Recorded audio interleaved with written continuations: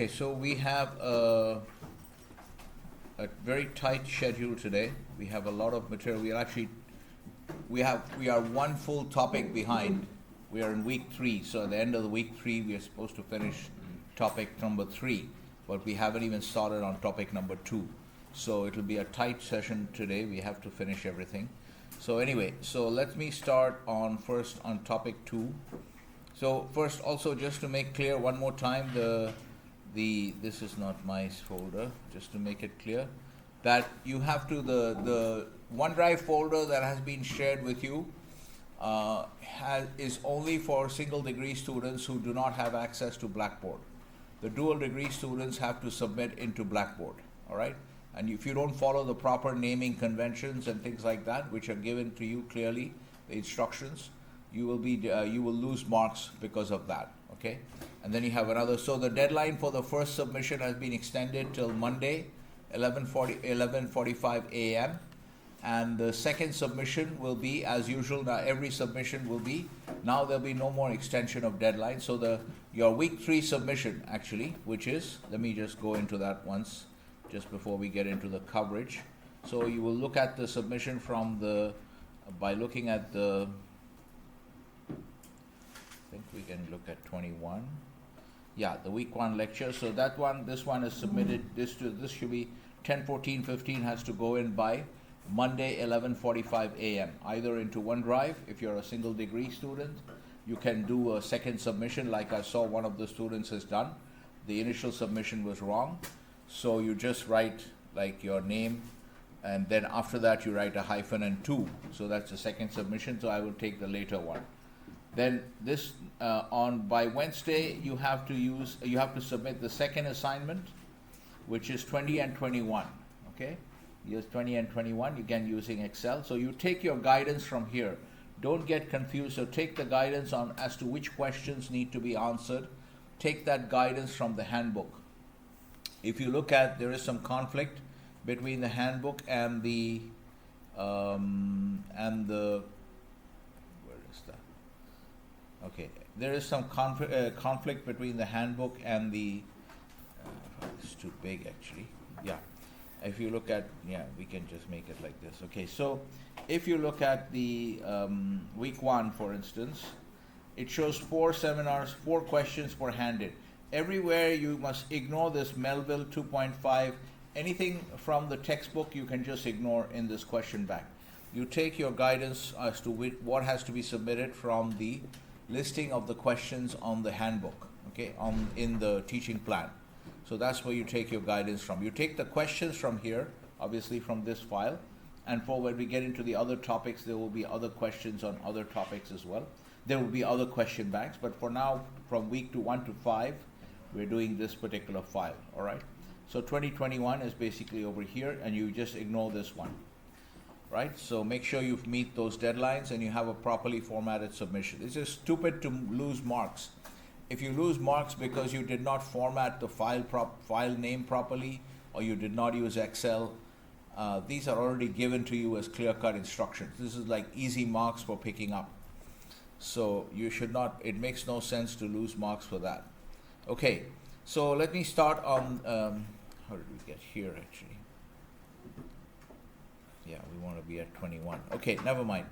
So what I'll do is now I'll start on week number 2. Okay, so this is a second topic. Now what's going to happen is, let me just give you a brief background. So you'll see that for every topic you have topic notes, okay? Under your topic-wise notes,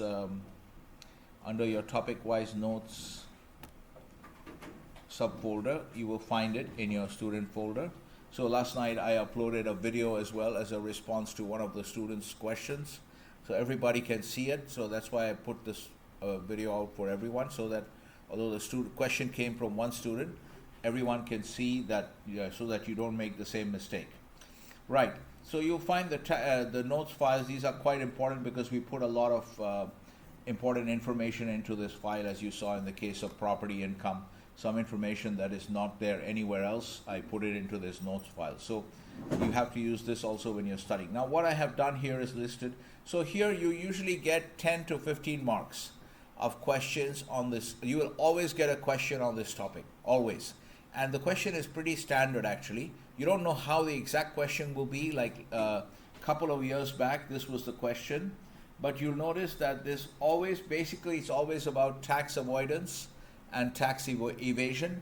And really the focus is on tax avoidance, okay? The focus really is on essentially what they're trying to say. This whole topic discussion is all about is that what they're trying to say is tax avoidance. Now we know that we have discussed it briefly before, that tax avoidance is legal and tax evasion is illegal.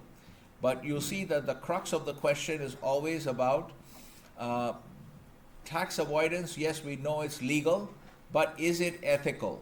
That's really the whole debate. That's what the whole debate is about, right? So whatever question you get is really going to be, on this central question, debate about whether, tax avoidance, yes, we know it's legal, but is it ethical? And various flavors of questions around this. So you can see here that tax avoidance is an ethical issue because, et cetera, et cetera. Okay, so we know there's some discretion, even though you have accounting standards.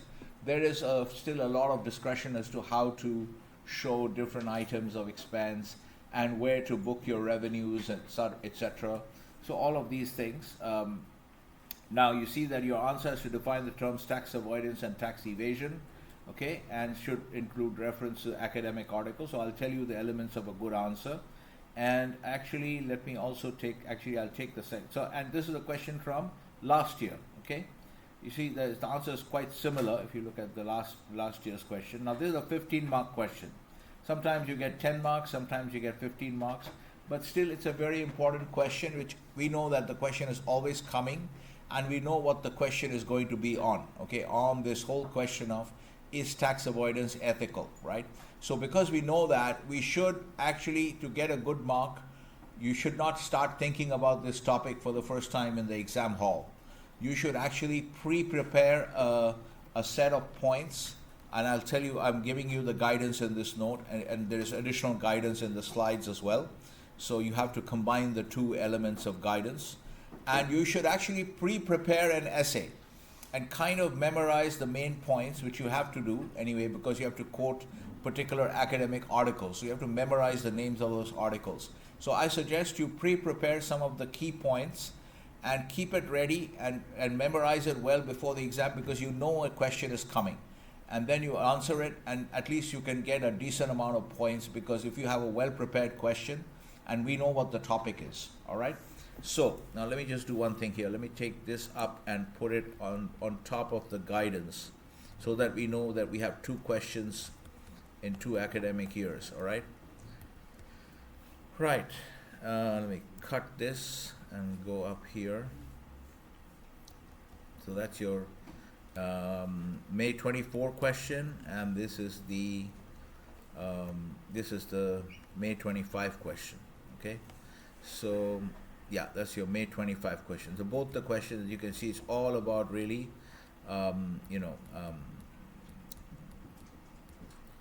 all the central question of tax avoidance versus tax evasion. So what I have said is that I've tried to give you the elements of a good answer, okay, define these terms, tax avoidance, tax evasion, and various types of we will discuss this, Westminster and all that, okay,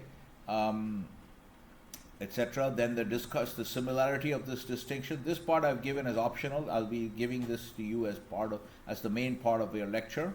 Then you have to refer to academic articles, refer to contemporary examples, okay, of companies and tax planning structures, especially the big US multinationals who have their European headquarters in Ireland. As you know, Ireland has they came out about 10, 15, 20 years back with a novel tax strategy. They slashed their corporate taxes to, I think, like 12% or something like that. They attracted a lot of these US multinationals who all have their European headquarters in Ireland, and they book all their European revenue in Ireland because the tax rates are very low there. So they are accused of not paying much tax in the other parts of the European Union. So Ireland doesn't have a problem, but the other countries have problems. So these examples, now this is not a full list, okay, plus I would say cover at least Amazon, yeah. So I've given you already that instruction. The last part is plus scan the topic 2 slides, which means that in the topic 2 slides, as you go through the slides, you'll find there are already clear-cut instructions that you should quote the academic articles, and there's a list of academic articles. So you make sure you at least have a good summary of those articles, right? And at least have the names of maybe at least 3 to 5 articles probably. Okay, so some of the articles specifically mentioned as having, you should remember this article. So that's what it is. Okay, so your strategy for preparing the answer is all the elements that I've given you here.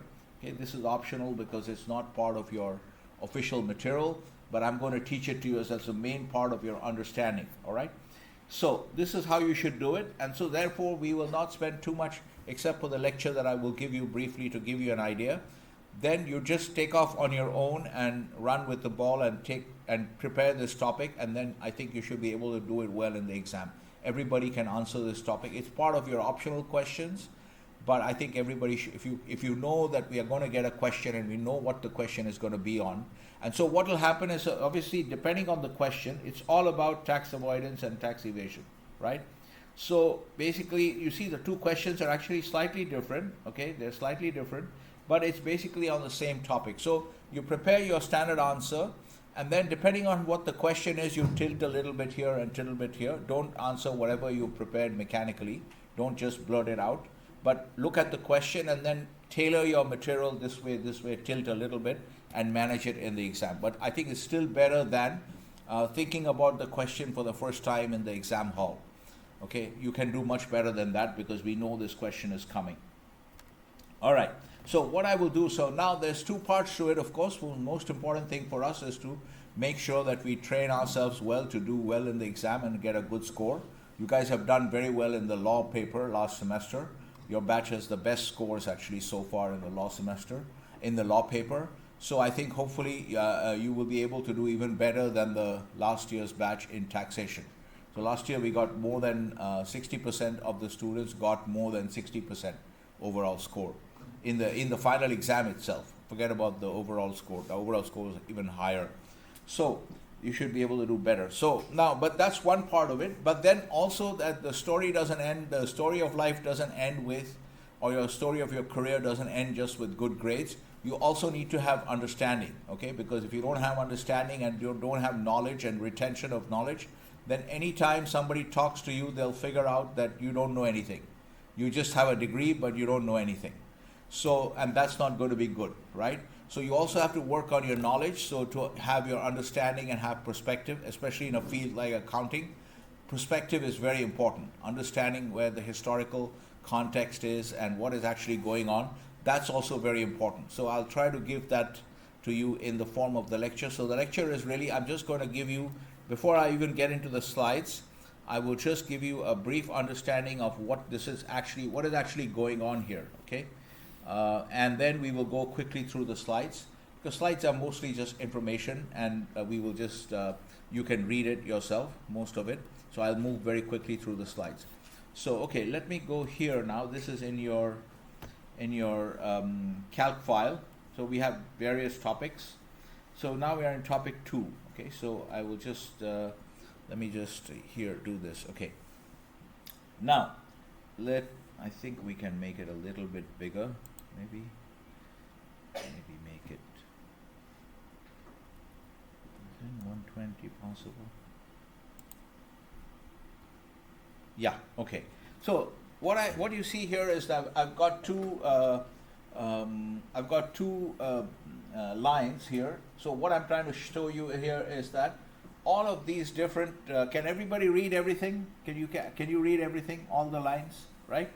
You can see everything. Now, so you can see that what I'm trying to show you here is by arranging them on two sides, what I'm trying to show you is that these differences, they're all very similar. Not exactly the same differences, but they're all very similar, okay? So that's what I'm going to discuss briefly with you. Don't open this thing. I don't want anybody opening this thing in the class, okay? We've got 3 people who have opened it. Close this thing, because this is meant for you to open at home when you're studying. In the class, nobody should open this in the class. There's not one person still got it open. So we'll start with this one, this SHVM. SHVM stands for Shareholder Value Maximization. Have you heard this term before? shareholder value maximization. So you can think of shareholder value maximization as, one more person still has it open. Whoever's got it open, please close it, okay? I think it's somebody who's in the class, because I don't think it's the other batch. Okay, so shareholder value maximization, let me show you where you saw it before earlier. Now, if we look at the director's duties, last semester, if you remember, one of our topics was director's duties, under which we studied, so I didn't have much time to cover the legislation in the class, maybe I did, but we mainly focused on that case about Freeman and Lockyer versus Buckhurst Park Properties, right? Where there was a director, which is basically the doctrine of, what was the doctrine that we discussed in that particular case, which is, implied authority of agents, if you remember, right? So we discussed that under director's duties, implied authority of agents, or ostensible authority of agents. So now if you look at the UK Companies Act, duties of directors, so you will see that the idea of shareholder value maximization has been already, there's a section 172.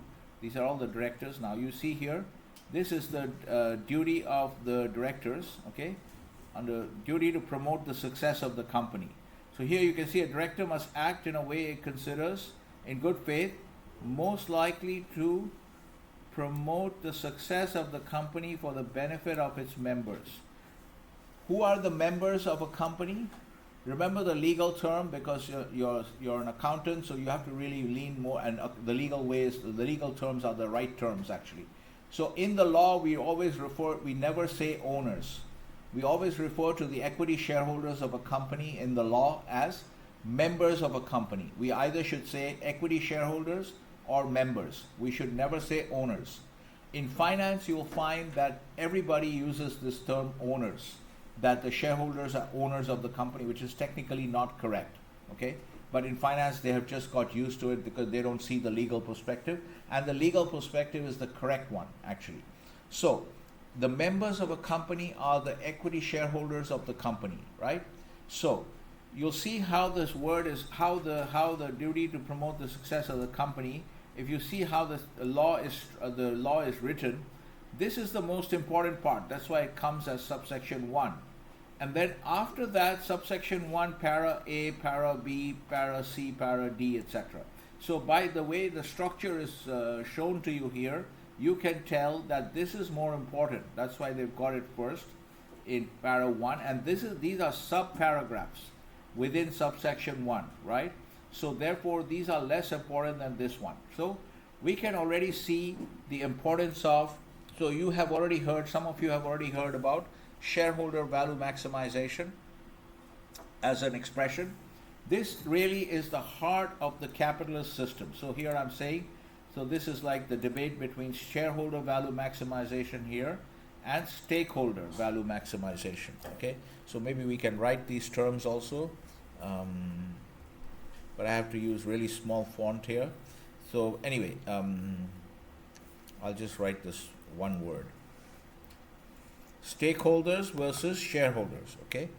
Now here these are shareholders. So what I'm telling you is that, shareholders, okay? So shareholder value maximization has always been the heart of the capitalist system. If you see what keeps the capitalist system alive, what are some of the highlights of the capitalist system? You see these enormously successful companies, the companies that are referred to as the FANG stocks, right? The FANG stocks are like Facebook, Amazon. Now you've actually got NVIDIA as well, which is one of probably the most valuable company in the world. So NVIDIA's market cap is bigger than, say, India's GDP.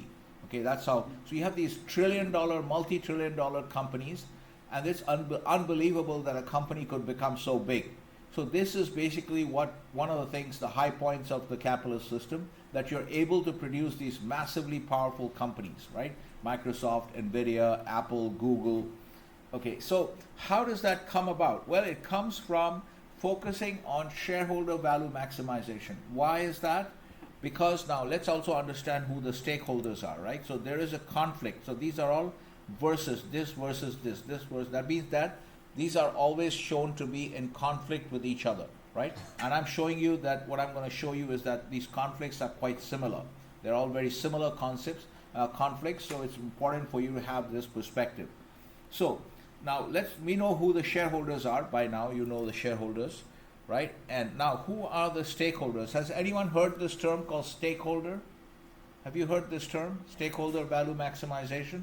Who are the stakeholders, right? So now stakeholders, you can see the guys who are mentioned in the subsequent paragraphs.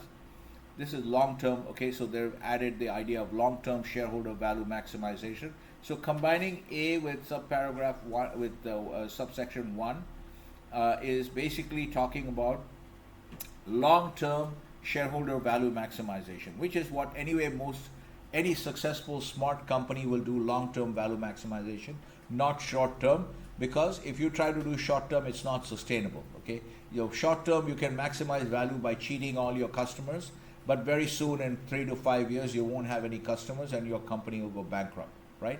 So the only way you get to become as big as Amazon or Nvidia is by doing long-term shareholder value maximization, and that would normally require you to take care of the stakeholders also. Now, who are the stakeholders here? Employees,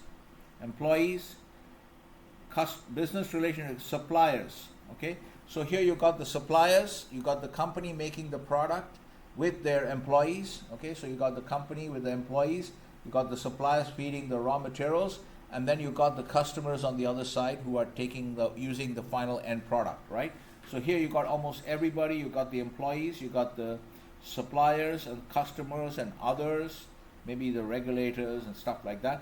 Impact of companies' operations on the community and the environment. So you can say even the community is a stakeholder.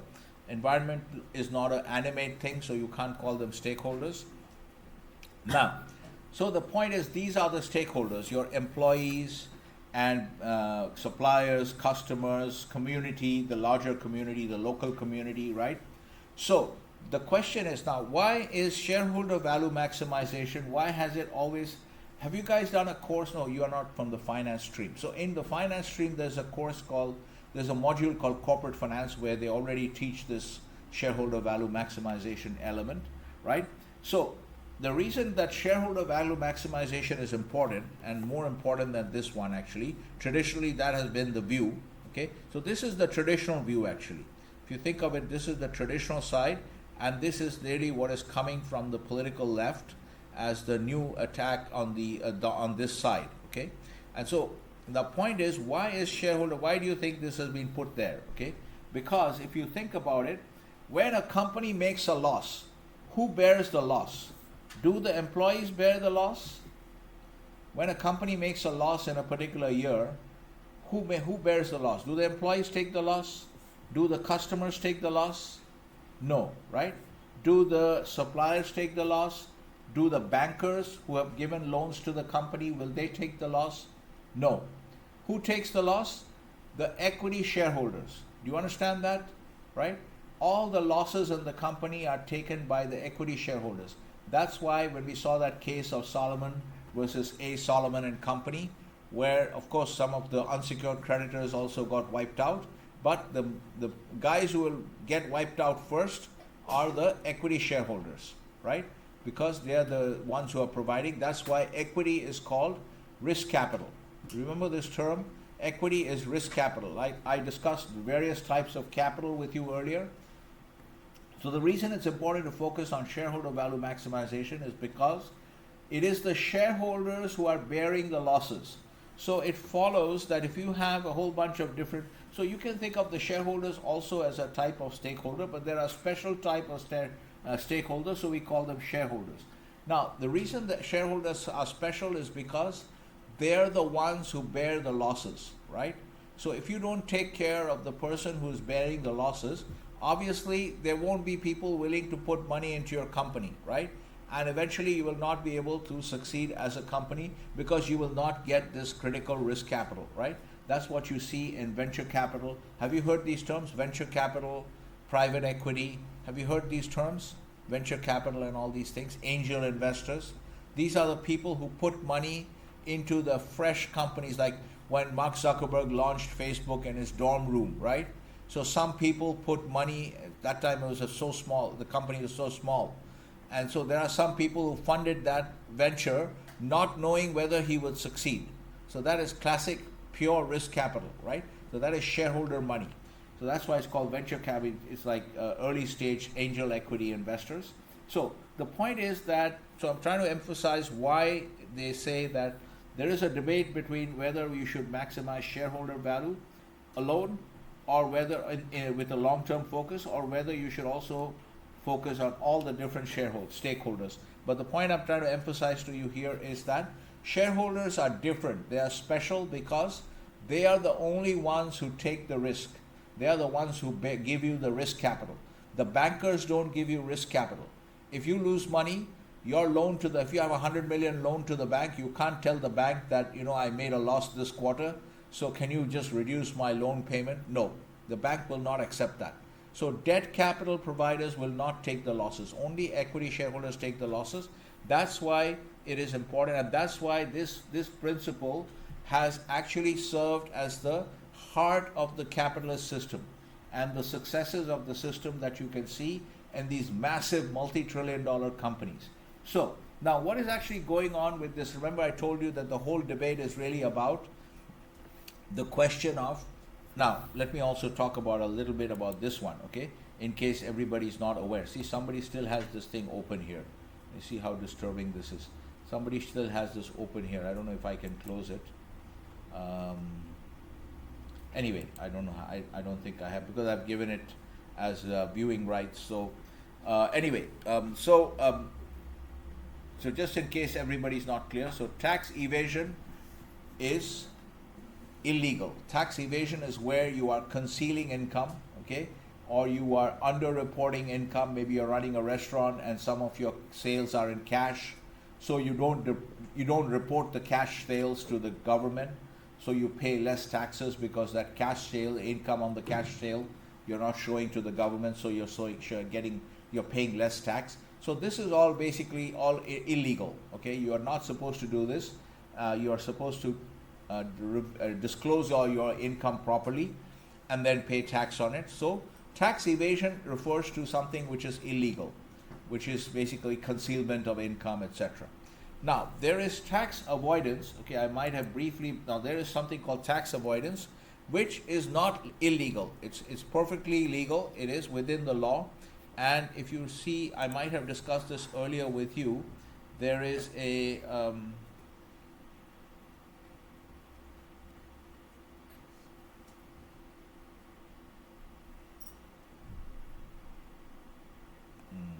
where is the Westminster principle? Maybe the Westminster principle is, yeah, this one, the Westminster Doctrine. So this is actually a doctrine so I've given you one more write-up also on that if you want to read it. All these things are all available. Everything I share with you is all available in China. Now, you can see this Westminster Doctrine. So the Westminster Doctrine refers to, you will find this statement in the you will find this: entities may arrange their financial affairs to minimize tax liability. Okay, so this line you will find it in the slides as well. Okay, so that's why but the Westminster Doctrine is not mentioned in the slides, but you should mention it in your answer because it shows knowledge of this famous case from 1936 called Commissioners of Inland Revenue versus the Duke of Westminster, where the Duke of Westminster came up with a very clever scheme, which is completely legal actually, taking advantage of the various provisions of the law, and while staying within the law, he came up with a way to minimize his tax liability, and the government challenged that decision, but they lost in the courts. So the courts in 1936 allowed, so it's a reaffirmation of this principle that you are allowed to arrange your financial affairs in a way, as long as you do it legally, you don't violate any law, you don't under-declare income, do these things. So this is called the Westminster Doctrine. It's a tax law doctrine, but as you can see, it's appearing in an accounting website. So it's focused on the accounting lexicon website. So that just proves to you what I have been saying to you all along, that what you should not think of yourself as just studying accounting. You're studying accounting, finance, law, economics, all put together, because they're all the same subject actually. but you study them in different silos, but don't think of it in silos. Okay, think of it as all integrated. Okay, so this is the Westminster Doctrine, which really is basically an affirmation of the fact that tax avoidance is completely legal and we have no problem with it. But what is actually happening is, the reason you have this debate, so that, as I told you, the debate is really about whether tax avoidance is, we know it's legal, but is it ethical? So why is this kind of question even coming up? Because in the Western countries, you will not find this kind of question being discussed in other, it's mostly being discussed in the Western countries, like the UK and like continental Europe, maybe a little bit in the US, but it's mostly of a UK kind of phenomenon, and some of these Scandinavian countries and all that. So these Western countries. So what you have in the Western country, you have to also understand the politics of it, because a lot of things are basically about the politics. And as I mentioned, if you think about the political left and the political right, if you want to understand the structure in the Western countries, so you have both these movements, okay? So traditionally you had this kind of, really the political right was dominant historically, if you go 200-300 years back. But over time, the political left has gained a lot of power in the Western countries. So they have a very big voice. And so if you think about the left versus the right, what it really means in very simple terms is, you can think of it as small government. As I might have told you, that you'll find that all the policy debates in economics and everything you can see is really, at the heart of it is a difference in viewpoint about what is the appropriate role of government, right? So typically people on the political right tend to believe that the government should have a very small role, just look after national defense and maybe law and order, and just stay out of everything else. No health care, none of this stuff. Education, healthcare, just get out of all this. Let the private sector deal with it. Whereas on the political left, they tend to have a view that the government should be involved in everything. Okay, not just the defense and law and order, but also healthcare, free healthcare for everybody, free education for everybody, all this stuff. So you will find that, so that's basically the way to understand the left versus the right, okay, about what is the appropriate role of government, right? And so what has happened is, now you're seeing this attack from the political left, because this shareholder value maximization, the people on the political left tend to be very anti-capitalist, okay? Earlier I had this down as socialism versus capitalism, but it's not really that. It's really capitalism versus anti-capitalism. The people on the political left tend to have a very anti-capitalist view. They just, for some reason, they just dislike capitalism. They want to destroy the capitalist system. So this is really what is happening, is that it's really an attack on the capitalist system that is being done in this form, okay, because they're trying to undermine this, because this is what keeps the system alive. The reason you have all these multi-trillion-dollar companies is because you have a focus on shareholder value maximization. So people are willing to give capital to you because you're looking after the shareholders. So now they're trying to attack this by diluting it, by saying that no, can't just do this. You have to also take care of stakeholders, which is why you see that the UK legislature, under pressure, has come up with these things. I'm pretty sure you would not find these things in the earlier version of the Companies Act, okay, or the ones you had in the early 19th century. So these things have come up. Now these are the stakeholders, you see, but they have still maintained a primary focus on shareholder value maximization, because promote the success for the benefit of the members. Who are the members? Equity shareholders. So they're still number one. But what they're saying is, yes, but while you're doing that, in doing so, please don't forget about the other stakeholders. That's what they're trying to say. This is basically, the UK legislature has reacted to the public pressure put up by the political left to dilute the focus on shareholder value maximization only, and to try and bring some focus on stakeholder value maximization as well. And that's why, in response to that kind of public pressure, you will find that the political left in the Western countries tends to be very well organized. They have very good media strategy. They have very good control of institutions. So they're able to have a very big voice, okay? So that's why you see this thing develop here, that, okay, now please also don't forget about these guys. Take care of the employees, take care of maintain high standards of conduct and all that. So that's what one thing that is going on. Now, why is it similar to other things? Now, you'll see this red box, I have put certain other things. You've all heard about CSR. You know what CSR is? Corporate Social Responsibility. You heard this term? Okay. Now, it's actually very similar to the debate. Now, earlier we never had, so that's why always here I put only shareholder value maximization. We didn't have all this stuff, CSR, ESG. We didn't have it like 100 years ago. But there was still capitalism 100 years ago, and you still had successful countries and companies, big companies. But these are very new developments, okay, CSR, ESG. So CSR, if you think about it, corporate social responsibility, really talks about this one, community, okay, environment, all this stuff, and then maintain a good reputation for business conduct, okay. This is really about articles of association, how to deal with members and etc. But these parts actually, so it's really the B, C, D, and E. In B, C, and D, and E, you are seeing what you're seeing. If you read this, you can see the similarity with things like corporate social responsibility. Can you see that? Right? Community, environment, and all that. Okay, maintain a good reputation for high standards of business conduct. And then also ESG. Have you heard about ESG? Environmental, social, and governance, right? So governance is being reflected here. Okay, treat the different members share, like don't abuse the minority shareholders. You might have heard about this topic, right? It's a big topic in corporate law.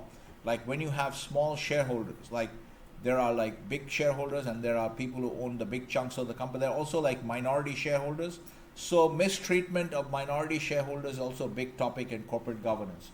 So this is also talking about the governance part of it. So F is also talking about the governance. This is also talking about CSR and partly the governance, okay? And this is, you can see directly the ESG, environment, okay? And S is community. S is social, environmental, social, community, right?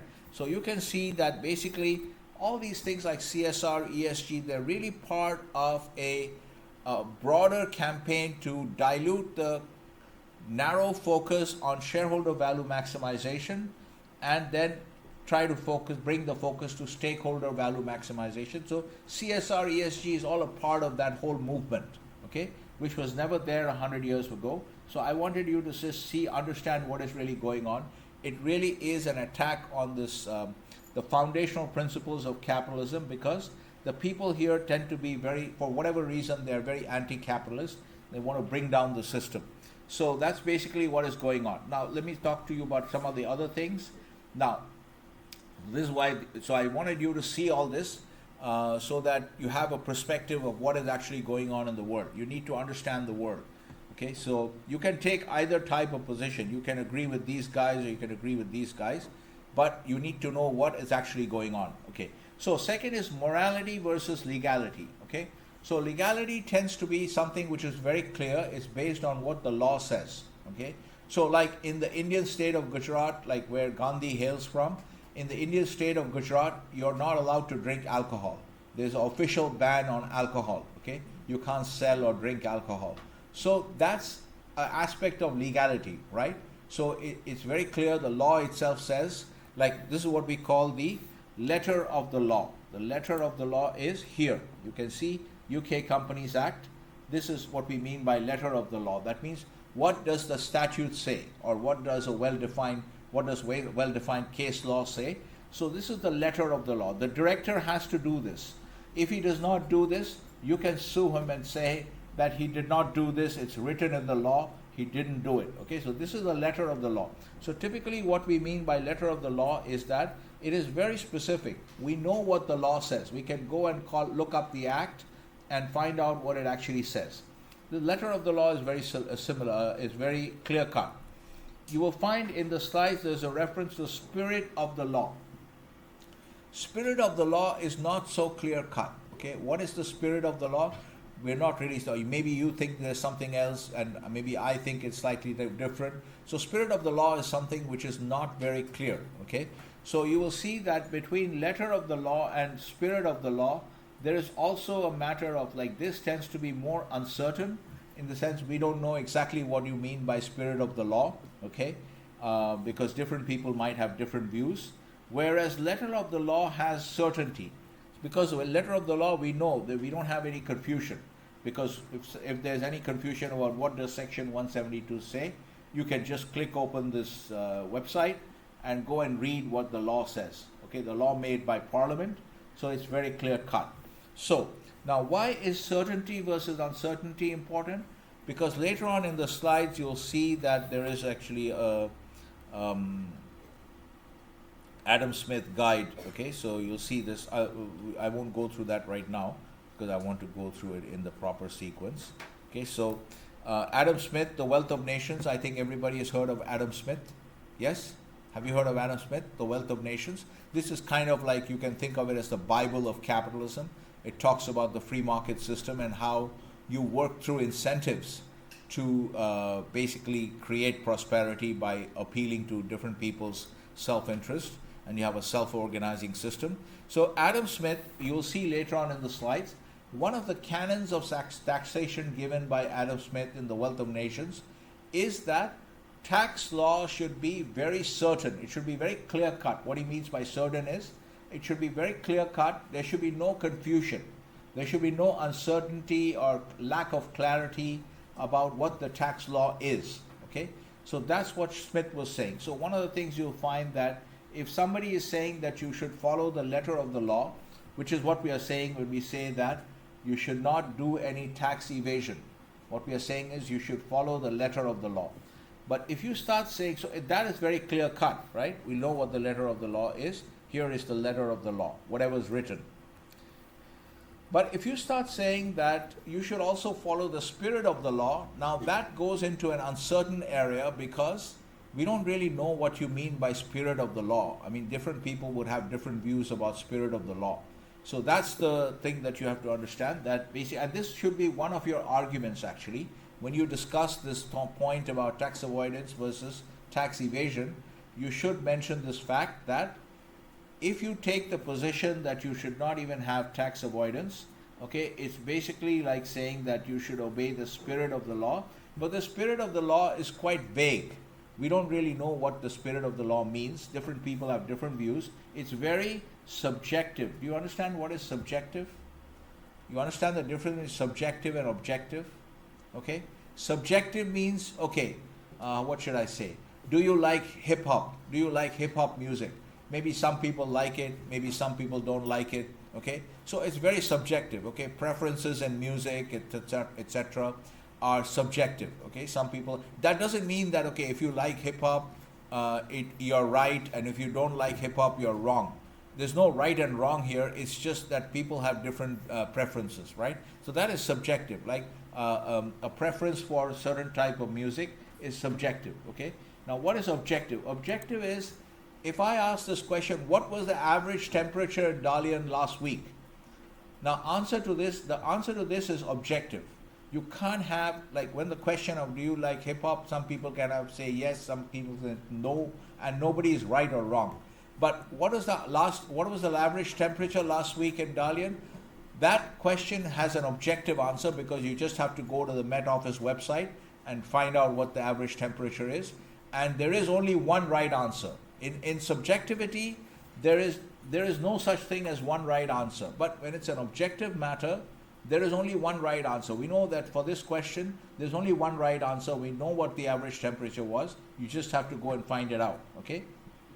So that's the difference between subjective and objective. So what you can see here is that letter of the law is objective, but spirit of the law becomes subjective because different people have different ideas about what is the spirit of the law, right? It's not clear. And then very importantly, you should also mention the connection to Adam Smith's canon of taxation and certainty being one of the features of a good tax system, that the law should be clear cut. When you start saying that you should not do even tax avoidance and it's not ethical and things like that, that's not very clear cut because we don't really know what is ethical, okay? So that brings us to the other point, morality versus ethics, morality or ethics versus legality. Again, legality is, you know what legality is. Legality is here, okay? As I said, in the Indian state of Gujarat, it is the law that you cannot drink alcohol, you cannot sell alcohol, okay? But in most countries, okay, we have a 5-minute break.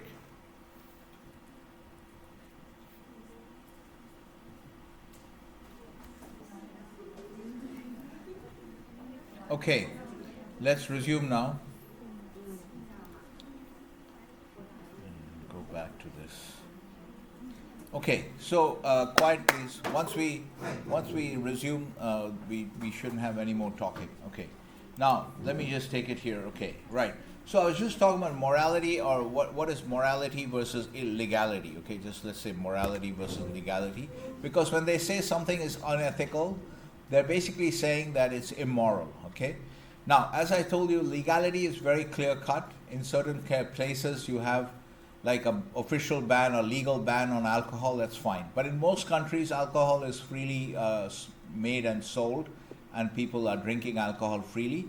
But some people might still, even in a place where, say, drinking alcohol is legal, some people may have the view, maybe who are very traditional or religious or something, they might have, actually in certain religions, drinking alcohol, I think in Islam and Sikhism, I think, actually drinking alcohol is basically, you're not supposed to drink alcohol. So some people who have that kind of religious view, some people might feel that drinking alcohol is immoral, okay? But many people will not have that kind of view, right? So the point I'm trying to talk about, what I'm trying to mention is that, what I'm trying to show you is that when you say something is immoral, that tends to be usually a subjective statement. Do you understand what I mean? That when somebody says that drinking alcohol is immoral, that is, in a way, it's a kind of a subjective statement, or what we would call a normative statement. It's a statement about what things should be, like you should not drink alcohol. But many people will not agree with that statement, so there is no right answer. Do you understand what I mean? There is no one right answer, because different people have different views. So that's what we mean by subjectivity, and normativity. And basically things like morality tend to be, questions of morality tend to be very subjective, and this is what we call normative. Normative positions tend to be very subjective, because different people have different views. Have you heard this term, normative? Okay, normative is normally, has anyone heard this term, normative? You should know these terms. As an accountant, it is important for you to have a good command of the English language, and how, especially on topics like this, governance and all these things, because this is the area you'll be operating in, right? So normative means that it's a statement about how things should be. Like if I say you should not drink alcohol, even if it's legal. Even if it's legal, I can say, let's say, just as an example, I say that you should not drink alcohol because it's immoral. I know it's legal, but it's immoral, okay? But that kind of statement, it's a statement about what things should be, okay? You should not do this, or maybe, things should be better, or whatever like that. So it's a question of how things should be, whereas positive is a statement about how things are, okay? How things are. So if I make a statement that the temperature in this room is 16 Celsius, now that's actually a statement which is positive, because I'm not saying that this room should not be so hot or the room should not be so cold, okay? I'm just saying that, okay, the temperature in this room is 16 Celsius. Now, that statement could be wrong. Maybe the temperature is actually 19 Celsius, but my statement is still what is called a positive statement, because I'm making a statement about how things are, as opposed to if I'm saying that you should not drink alcohol. That's a normative kind of statement, which is because I'm saying that I'm making a statement about how things should be. Or if somebody says that, there's no problem, there should not be any ban. Let's say you go to the state where there is a ban on alcohol, and you say that there should not be a ban on drinking alcohol. Now, those are normative statements, okay?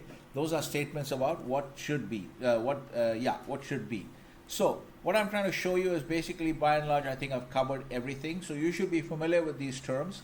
That is it is an important part of your development, okay, to be aware of these. So I just wanted to give you this lecture to give you the overall perspective about, and to see the similarities between all these distinctions, some of which you're already familiar with, right?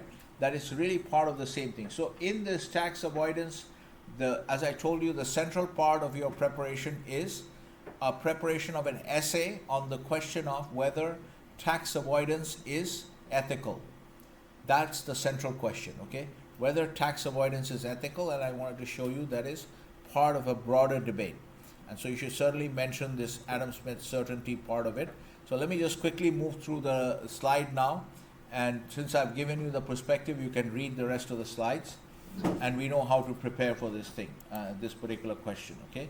So I'm not going to go through every slide. You can read the slides yourself later on. If it's not important, I'll just, it's not like, if there's nothing for me to explain, I'll just skip through it, but you have to read everything. Okay, taxation, all this stuff, basic stuff, you can read all this stuff. We don't have time to cover all of these things. Okay, I'll just focus on the things. Yes. Now here's the important part. This you should use in your answer. Adam Smith's taxation principles. And you can see here certainty.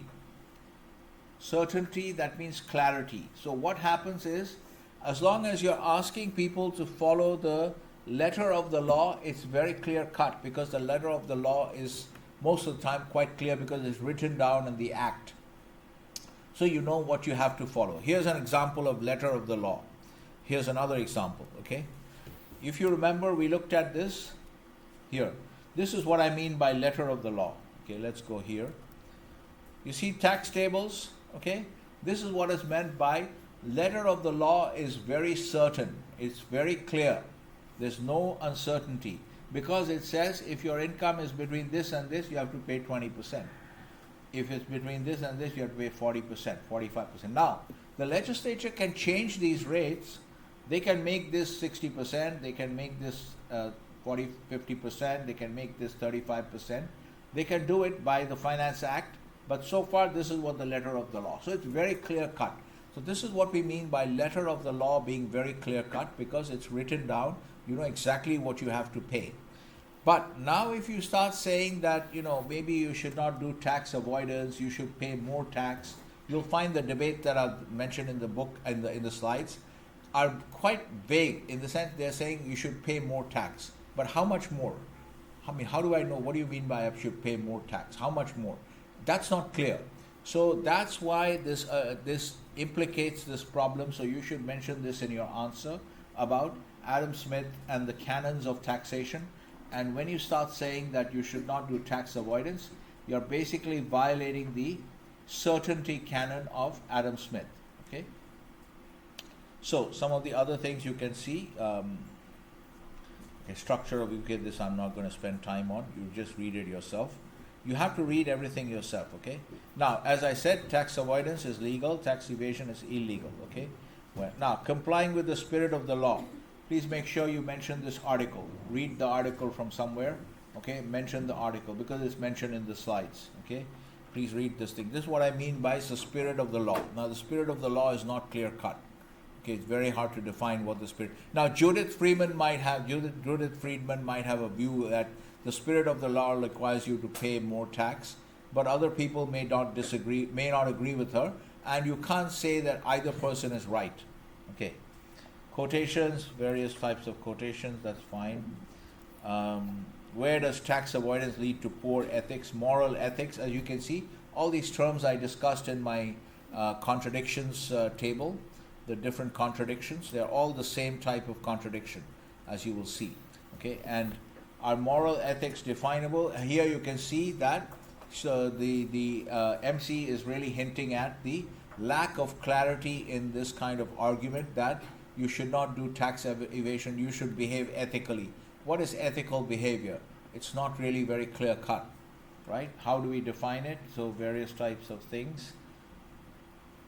How much is enough tax? See, that's the question. How much is enough tax? Okay, how can, so there's a thing going on here. Now, so you can see, so make sure you follow some of the, please do your research. Okay, you can use AI and all to do the research to find out I've already given you some of the links which are there in this. So I've given you this kind of a link, like for instance, I gave you the link to the base erosion and profit shifting is also mentioned here. double Irish with a Dutch sandwich. This is one of the examples of the tax evasion, tax avoidance, not evasion, tax avoidance schemes. So you should mention this, okay, and dig up some other schemes. Okay, this is a very well-known scheme actually.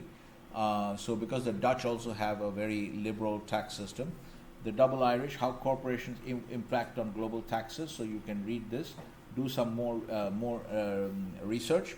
Okay, because one of the things you have to highlight is what you will typically see in the question, even if it's not mentioned, you just follow my instructions, that one of the elements of your answer has to deal with all these, take some high profile companies, at least take 3 to 5 companies, okay, these high profile companies, and find out what they did. Starbucks, yeah, Starbucks is also here, okay. Starbucks is also one of the big players in this game. And so find out what kind of tax avoidance schemes they have used and talk a little bit, maybe one paragraph about, small paragraph, 4 or 5 lines about what they did, okay. And so here you can see what they're doing is, now some of these numbers are a little bit dishonest because they're showing you that they're paying very little tax compared to what they should pay. Now they should pay, actually, the problem in these slides, which is not mentioned actually, is that these numbers that they have come up with, okay, what would have been the proper amount of UK tax, these numbers are actually not based on the actual tax law. This is where the dishonesty is actually. These people who have done this actually should, the people who came up with all these ideas actually, they should have disclosed it, but obviously they have a different agenda. There's a, as I told you, it's all political, okay? It's a political agenda. So that's why they have not been honest about it. These numbers are not based on the actual tax law because none of these companies is doing tax evasion. No company of this size is going to illegally evade tax. They're not doing tax evasion. They're all following the tax law, exactly to the letter of the tax law. But these numbers have been come up, they have been cooked up by assuming, by basically assuming that the UK tax law is changed to what they think the tax law should be, okay? So basically it's based on some kind of imagined UK tax code, and that's how they came up with these numbers. So this is one particular problem with all these numbers, and you will see here there are some additional numbers. Tax Watch 2021, you'll see there are some numbers here. Here, see, I'm just highlighting it here. So the point I'm trying to, let's take one company, let's take Amazon, okay? Estimated UK tax liability is 359. This is not a real number in the sense they have been very dishonest about it, okay? Actually, they paid 50.6 million, okay, in tax. But this thing, yeah, maybe it's 60.5. Is what is it? The unit is not mentioned here. 50 million. They have paid 50 million. It's actually 360 million is what they have come up with as the estimated tax liability. This estimated tax liability is not based on the current law. It's based on an assumption that the law is changed to what these people here on the political left, what these people are wanting, what they want the law to be. Okay, the people who are pushing like Tax Watch and all these people, these are all organizations who are lobbying for these kind of changes, but they want the law to be changed in a certain way, and they're assuming that if the law is like that, then they will have to pay 359. So there's a certain dishonesty in these numbers. They're not based on the current law because none of these companies are doing tax evasion. Okay, so that's the point that is not mentioned in these slides. Okay, so it's the same thing. It's the same thing now it's the same information actually repeated. That's why you see the 359, the C59. Again, this number is not a real number. Okay, it's an imaginary number based, assuming that the law is changed to what you want it to be. Then they would pay this kind of tax. But that's not what the law is right now, and these people are complying. Everybody has to comply. Can you imagine if a big company like this was caught actually cheating? What would happen to their reputation? So so that's what the basically is. Okay, so there's also sales tax element of it, which is the question that was asked last year, what Amazon was saying. Okay, now you can see another article by Helen Miller, because one of the elements of your answer is all the academic articles. Please make a note, have at least 5 articles which you have read or summarized properly, and then quote them properly. Okay, BEPS, I've mentioned it. Go check what BEPS is. Base erosion, profit shifting, ways that various people, so do ethics matter, etc., morality, you can see the same point. CSR, I've mentioned it. CSR is the same thing, as you can see. All these examples, okay? Gig economy, look at some. Now this we already saw earlier in the last semester, the employee versus independent contractor and the Uber drivers and the case in California, which the California government lost. Okay, they wanted to classify them as employees, so they lost the case. And Uber and Deliveroo and all these companies, they won the case, so they get to classify them as independent contractors. So this has a tax implication. So please read those examples, some of these examples here. I'm just going quickly through it because, so these are all examples of, but mainly focus on the corporate examples. These are actually for individuals. Employee Benefit Trust is really mostly for individual groups of individuals. PSC is also for individuals. And this is also, again, groups of individuals, but it has a corporate implication. So this, try to focus on the tax avoidance schemes that are relevant for corporations, not so much on an individual basis. So the PSC maybe is not that important, but anyway, you can just mention it, no problem, and just mention it. So I don't know if you heard these terms, transfer pricing, okay, thin capitalization. Transfer pricing is where you, for a multinational company, where you book your expenses, where you book your profits, okay, and in this way you can rearrange your profits to show your profits show maximum profits in a low tax jurisdiction like Ireland, okay, which is what the companies are doing. So anyway, so various governments are fighting back. They've come up with various schemes. You can talk about those. Journal articles, very important slide. Here is the list of journal articles. Try to memorize as many of these as you can. Try to read them, summarize them, make it part of your standard answer. You have to mention some articles, okay? Okay, so contemporary examples. Okay, as I showed you, I gave you the example of double Irish with a Dutch sandwich. Please read up on the individual big companies. Take at least 3 of the big corporations, Google, Amazon, Facebook, Starbucks, all these guys, and do some research. This is a reference to Jeff Bezos, who got married in Venice. He rented the whole of Venice. So they're saying that you can pay more tax. What's the meaning of what is more tax? You see how subjective it is? What is more tax? Now, if you tell me that you should pay, if you tell me you have to pay 45% if you're earning more than 125, 140, that's fine. I can understand. 45% is quite clear, okay? But if you say more tax, what is more tax? It's not clear, you see? That's the problem with this argument. Now, tax and SDGs, you can also connect it to the Sustainable Development Goals, etc. These are not binding, actually. These are not legally binding. So these are all, again, a bit like morality. Okay, so 32, 33. Okay, so we can say yeah, it is, most of them are complying, actually. So they're not like doing tax evasion, okay? So anyway, so that's it. I'm not going to spend more time on it because we don't have that much time. Okay, so we have to see, we have only about 30 minutes left for this block. And now I have to move on to the coverage of topic 3. So topic 2 is very clear what you have to do, right? I've given it. If you have any doubts, any questions, you can always ask, right? So please make sure you prepare topic 2 and get a good score, because now there's no excuse not to get a good score. We know what the question is going to be on. We know how to prepare the answer. What are the elements of a good answer? Please make sure you prepare it in advance and memorize it and use it intelligently in the exam, okay? All right, we'll move on to week 3 now. Week 3 is employment income. Right, so let's look at the topics in employment income. The first topic is already known to you. Remember? And you still have access. Please remember that through your student folder, you still have access to last semester's material. All your Clio analysis. What is the famous case? Let's see what the recall is like. Let's see how much you have been able to retain. What is the name of the famous case where we saw the determination of the tests for finding out whether a person is an employee or is an independent contractor?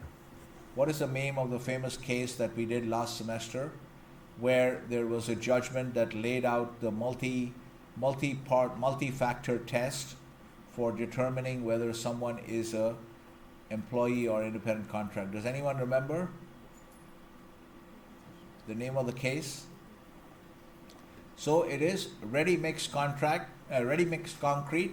RMC versus Minister of Pensions and National Insurance, MPNI. RMC versus MPNI. right? So the Clio analysis already still there in your folder from last semester, so you can go and access it. So here you get an advantage. This particular subtopic is a repeat from what we did last semester, okay? In addition, you have some additional points mentioned here, okay? So we already know what this is: contractor service, contract for services, okay? Employed versus self-employed. There are certain tests. Now this is also a question. This might be a 5-mark question. So please revise this and prepare it, okay? Have it prepared. So some of the questions which we know, now we're not sure whether you'll get a 5-mark question on this, but there is a high chance of it. So be ready, and if there's a high chance of something like this coming, so prepare like a 5-mark kind of question. Prepare some bullet points and which you can expand on a little bit, and then we know what the key points are, right? There are already these criteria mentioned here. You should also mention that famous case, ready mix concrete, okay, and the concept of contract of service versus contract for services. So prepare some a good chunk of material which you can quickly answer. You don't have to spend time thinking about it. You know, you already have a pre-prepared answer. If you see this question, then you can straight away attack it, okay? So please be prepared. These are all things for which there is no excuse for not being prepared, because we are already giving you a warning in advance, okay? So I'm not spending too much time on this. You can just do this part on your own, which is, so as you can see, some additional factors, and go into last semester's folder and reread the RMC versus MPNI case, and look at the notes for employment law, and you can see the additional factors from there. Mention the name of the case, and mention these additional factors given here: control, remuneration, financial risk, etc. What I might do is, actually quickly, I will, let me see if I can get the, I should get it from somewhere here, okay. Let me try and see if I can get the,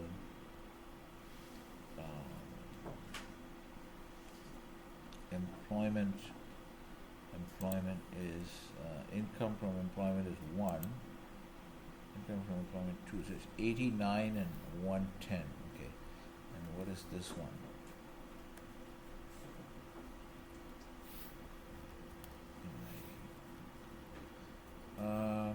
Where is this? Okay, this is my taxation book, 89, and then what does it say here? 16. So 89 is, say, 90, so it's 106. Let me go to 106 and see what we have here. I think employment and self-employment, okay, much wider range of expenses, okay, that's fine.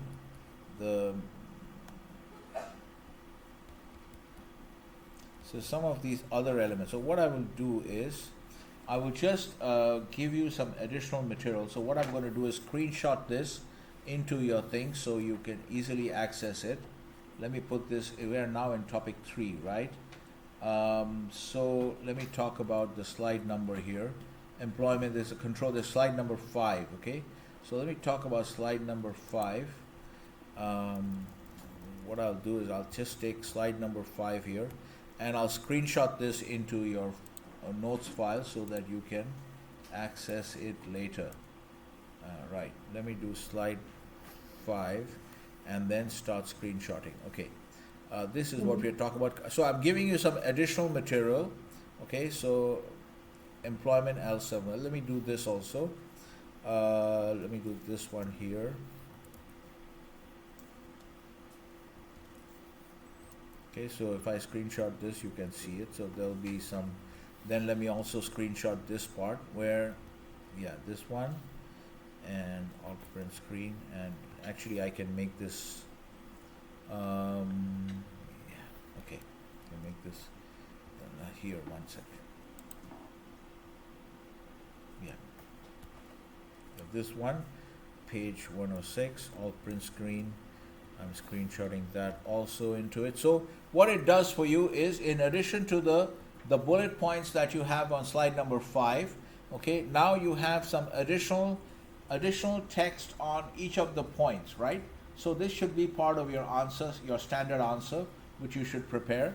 Okay, so this additional text on each of the points. Right now, if I go to equipment onwards, if I have the equipment, so that we know that, we know that equipment is covered. Okay, so you have that material, and let's see what else. Okay, personals, this part is not required so much. Okay, so there is a case mentioned here of Hall versus Larimer, but you should also mention the RMC versus MPNI for the question of determining who is an employee or employee. So this is on the one subtopic of employment versus independent contractor or self-employment. So this is a subtopic in the employment tax element, in employment tax topic. Okay, so now let's move on. PSC we already saw in topic number 2. Okay, so there is already a rule against this. There is anti-avoidance legislation. This can actually form part of your answer to topic 2. Okay, what is the IR35 rule which the government has come up with to prevent any kind of tax avoidance through the PSC route, the personal service company route. This, what happens in a personal service company is that, let's say a BBC presenter, let's say an anchor who is working for the BBC, normally she would be an employee of BBC, so that means the BBC would have to pay national insurance contributions for her, they will have to pay pension contributions, etc., and all getting deducted earlier, along with the salary.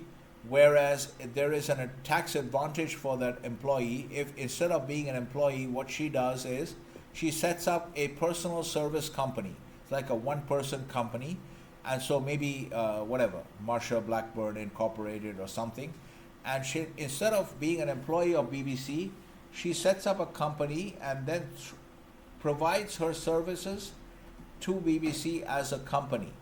So that as a company, then the BBC pays her as an independent contractor, and so they don't have to deduct the national insurance and they don't have to give the pensions and all that. So it's much better for the employee and the employer from a tax point of view, but obviously the government doesn't like it.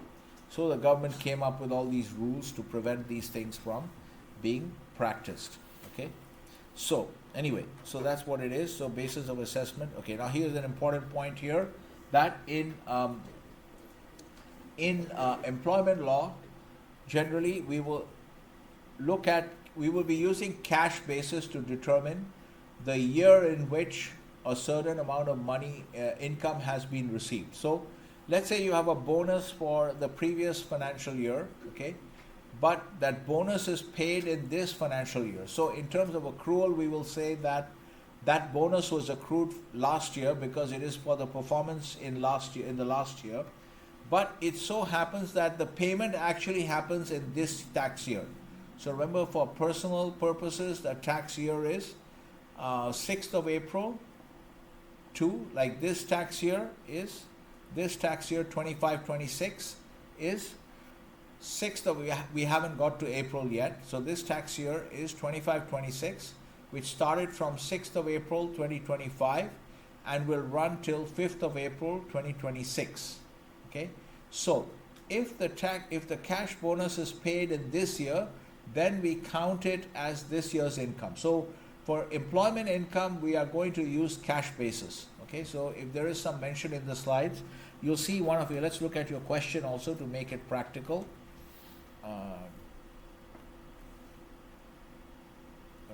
We don't need this actually. Let me keep this as it is. Where is the text tape, the questions? Where are the questions? Why am I not able to see the questions?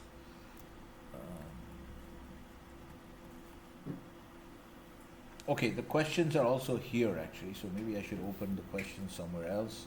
And where else can I open it? Not much room. Okay, maybe I need one more window actually. Okay, so let's look at the question, let's look at the focus for next week, because you have another submission coming up next week. So let's look at that question and make sure that we are covering everything that that question requires. So the purpose of today's class is to give you the material to be able to answer the question number 2021. So let's go to question number 2021 and see what is involved here. 18, 20, 21. There it is. Question number 20, okay? Now, you will see that there is a bonus, he got these bonus payments, okay? So I'm connecting the material, the theory that we are learning directly to a question that you have coming up for next week, okay? So there's a point about the bonus payments that he got bonus payments, right? So what you have to look out for in this kind of a question is that when is the bonus of, so split up the tax years, be clear about which tax year, everything is starting from like 5th and 6th of April, ending on 5th April, starting on 6th April. Okay, so make sure you have the tax years clear. And the question will talk about the tax year 25-26. Okay, so 6th April 25 to 5th April 26. So that's your focus. So anything that comes in, any cash bonus that comes in that block, that's going to be counted as income for this year. Doesn't matter if it's actually for services rendered in the previous tax year. That's not important. For normal employees, we will take it as the year in which the salary is paid. That's your basis, right? So the income is actually received. This part is a little bit confusing. I'll just give you simple rules that either it's basically the income when income is actually received by the employee. And let's go to number 3 here. Slide number 3, sheet number 3, because we're talking about the employment income now. Okay, so there's one exception to this. I think I've mentioned it in this here. So there is one exception to this, which is that talk about, yeah, again here also I have put the following slides. Definitely have to memorize, and what is a second priority for memorization. I've tried to give you that to help you out a little bit, because there's just so much material to memorize. So I wanted to help you out with some kind of a priority list so that you know what to attack first, right? So this one here is somewhere here. I would have mentioned that there is an exception in the case of directors, okay? So down below, because I've screenshotted a lot of things, so you'll see it anyway. I'm pretty sure it's written down in the notes somewhere. But anyway, I'm telling you that what we have is, you can go here and, yeah. So what we have is that, right after this we can start writing, okay. That in the case of employees in general, so what you have to look out for when you see a question, now I have to go back to I need to open this somewhere else. Where else can I open it? Actually, why don't I just open up and create another window? That will be best. Where is my tax tables? No, what I need is, no, not this one. Here, right? So why don't I just move this out and make it a separate thing, okay? Then I'll get the extra window that I'm talking about. No, this is not even what I wanted to. This is not what I wanted. Anyway, it's okay. Let it be there. No problem. Okay. Now, you see here, one of the things you have to watch out for is your question 20. George was employed as a sales representative. So when they talk about employment income, the question on employment income, watch out for whether this guy is a normal employee or is he a director. Because you'll see in the next question that 21, Jenny is the managing director. Now she's a director, okay? So watch out for this language. Is this guy a normal employee? Yeah, he's a normal employee because he's a sales rep. Okay, so watch out for that, because for this guy, it will be based on when the bonus is received. So we will count the income in the year in which it is received, okay? But in the case of directors, we will see if there is any mention of the bonus. In the case of directors, there's an exception, which is that because the director is in a position to influence when the bonus actually gets paid. So for the case of directors, we will count the income in the year in which it is confirmed by the board or declared by the board that this director will get so much bonus, okay? So if it is declared in the previous tax year but paid in the next tax year, but in the case of directors, we will say that we will look at the year in which the bonus was declared by the board or confirmed by the board, because directors can influence, they have a lot of power in the company, they can influence the timing of the actual bonus payment. So for directors, we focus on when it is actually declared, but for ordinary, that's why you have to, in the language, you have to think about You have to watch out for, is this person a director or are they a normal employee? Okay, so the clue here is that you will only count the bonus that was received in the tax year for which the question is, on which the question is based, 25-26. Okay, is that clear? That is the meaning of slide 7. Okay, so this part is a little bit confusing, but I'm giving you the guidance. Okay, various types of employment income. Now we will be focusing on benefits in kind, etc. Now this is something, slide number 9, you'll see that is listed as something to be memorized. What are the types of employment income that are non-taxable? Okay, so using subsidized meals in the canteen, office gym, mobile phone. Okay, one mobile phone for business and personal use is not taxable. Mobile phone is not taxable.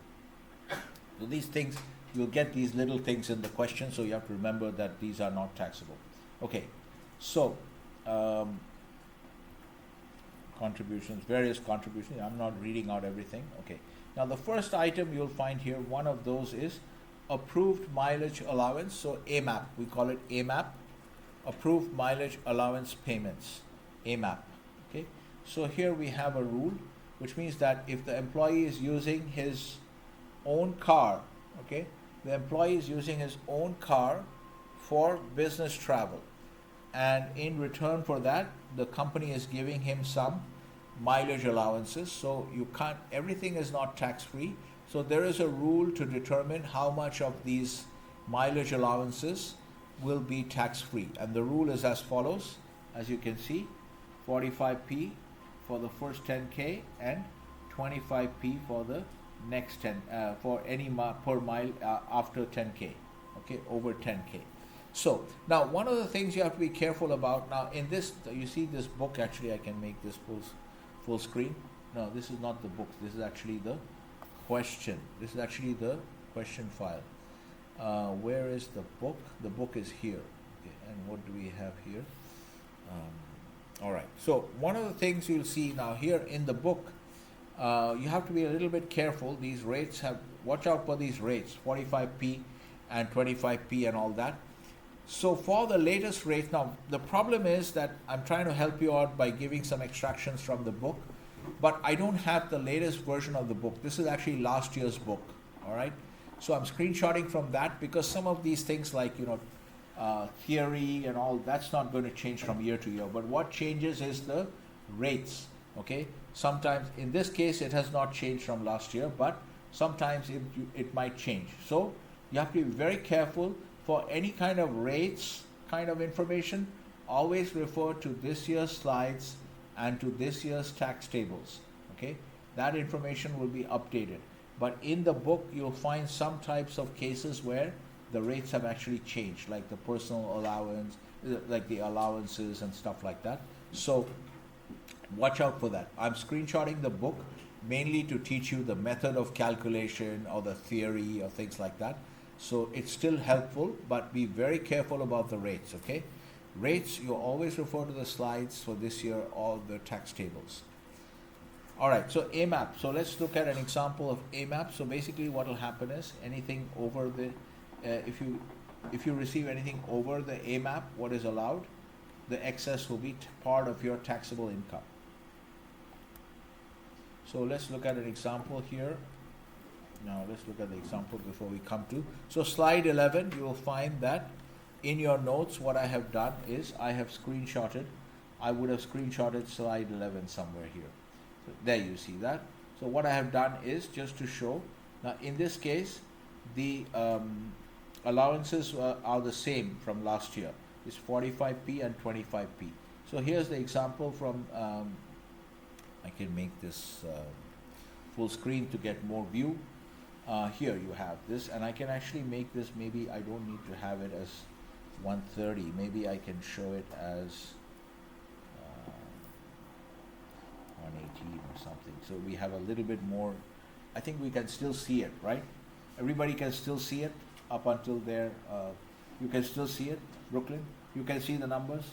Yeah, you can read the numbers? Okay, so yeah, we get more of a, we can cover more in one view. Okay, so let's look at this example. Okay, so how do you calculate the AMAP? So she's driving, she's using her own car, and let's say she's driven 12,000 miles. Okay, now three scenarios: 47, 37, and none. Okay, now so all three are important. Okay, so 47p per mile, that means so she gets 47 into 12k. So she has basically, what has she received? She actually receives obviously 47 into 12k. So 47p means 0.47 pounds. Okay, so you'll see here it's basically 5,640. You'll see 47p means 0.47 pounds. So so she got, the amount of money she got is 5640, which is the same for all three. No, not really, because the rates of payment are different. Okay, so in the case of A, she got 5640. How much is she entitled to? She's entitled to 45p for the first 10k. So she's entitled to 10k into 45, plus she's entitled to 25p for any excess over 10k. So here her case, the excess is 2k, right? So 2k into 25 plus 10k into 45 is what she's entitled to, which comes out to be 5,000, right? Now she's entitled to 5,000 now, but she has been paid 5640 by the company. So the 640 goes into her taxable. You will have to add it to her taxable income. Is this clear? Yeah. Point is clear. Okay. AMAP. So this is one element. So here you can start to see all the elements are building up slowly. So it's just a matter of practice. Next case, you can see she got 37p, that is 12, she got 4440, and so she has a deductible expense of, so what is she entitled to? That is the same everywhere. So she's entitled to 5,000, but she actually got 4440. In this case, she has a deductible expense of 560, which is 5k minus 4440. Okay, so you can use that as a, remember, this is like, this becomes a tax deduction. If she gets nothing, that means, and she's still using her own car, so she's using her own car, in that case, if she, even she gets nothing, she will be entitled to take 5,000 as a deduction, because the 5,000 comes from applying her miles to the standard rates. All right. Okay, next, let's move on to the next topic, subtopic, deductible expenses. What is deductible? Okay, now here you can see, so here there is a certain element of learning to be absorbed, and some general principles that you can pick up. Now you will find that when it comes to any kind of tax deduction, generally the principle is that if that, whatever, you know, when the question of tax deduction only arises if you have earned some income, right? Now, how are you earning income? You're obviously doing something. Either you're running a business or you're working as an employee somewhere, okay? So, therefore, when we think about whether a certain item of expenditure is going to be allowed as a deduction in the process of calculating your taxable income, the logic that we apply is this point about wholly and exclusively. You might have seen this terminology elsewhere, wholly and exclusively, right? I can, maybe I've made it a little bit more less clear, right? Wholly and exclusively, okay? This probably maybe make it little bigger, okay? This language is very important to remember, because you will see it coming up again and again, even in corporation tax, you will come up, you'll see this. The general principle we apply is that the question we ask is that, was this item of expenditure essential, and was it confined to basically earning that type of income? So that is, if you're running a business, let's say you're running a pastry shop, then you have to take a place on rent to run the pastry shop. So that rent you pay for your pastry shop, that's obviously meant for the business of running the pastry shop. So that obviously will be a deductible expense as we go to calculate your taxable profit, right? So that's the whole principle. Now, in the case of employment law, we have added one more element that you have to be careful about, because it's not there in corporate law. In corporate tax, this will not be there. The word is necessarily. this word necessarily has been added in the case of employment income. So therefore, we will only allow the expense as a deduction in employment income taxable tax liability calculation if not only was it wholly and exclusively for the purposes of for performing the duties of the employment, but it's also necessarily for that purpose. Okay, that means there was no other way to do that particular activity, which the expenditure for which you are actually seeking a deduction. So there's an additional element used in the thing. So okay, we have a 5-minute break.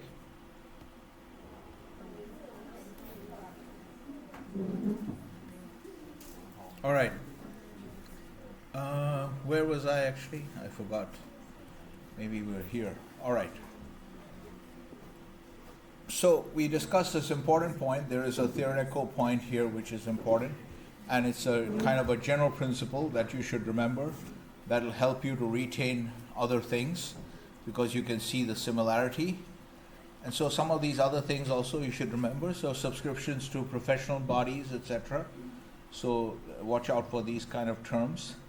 So let's see if we have anything here in the questions. The cars are coming from dividends, payment to charity. Okay. 21, Jenny is a managing director. Basic salary, use of the company houses, a BIK. Petrol engine, company car, company loan, beneficial loan, 1020, okay, fine, no problem. Okay, so let's look at now, we'll look into the benefit in kind. So the main thing in the employment income is really the first is the employee versus independent contractor, and then we have a whole bunch of these benefit in kind questions, okay? So all these various concessions that you get, various kind of facilities from the company you work for, that is housing, free housing, maybe a car, and then you have a fuel allowance, then you have various types of furnishings that are loaned to you, or various types of assets that are given to you on loan. All of these, then sometimes you get concessional loans from your employer. All these are considered to be benefits in kind, okay? BIK, we call it BIK. And so the BIK will be added to your taxable income. There are certain rules for figuring out how much has to be added. So most of your employment income questions are going to focus on these various types of BIKs.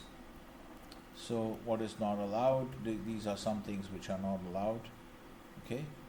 Entertaining expenses, you are allowed to get a reimbursement for that from the company. The company cannot deduct it, but you are allowed to get a reimbursement. But you can't show the entertainment exempt expenses as a deductible item. Okay, so termination payments is something you have to remember.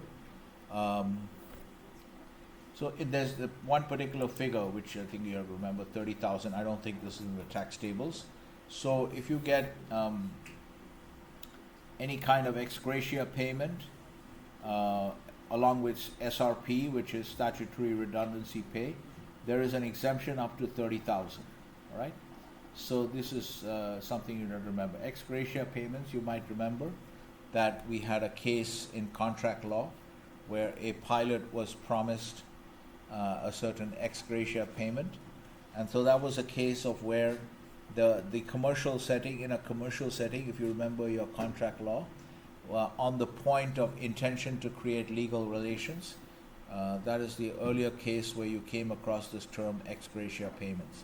Now this one also you should remember, what is a pylon? Pylon stands for payment in lieu of notice.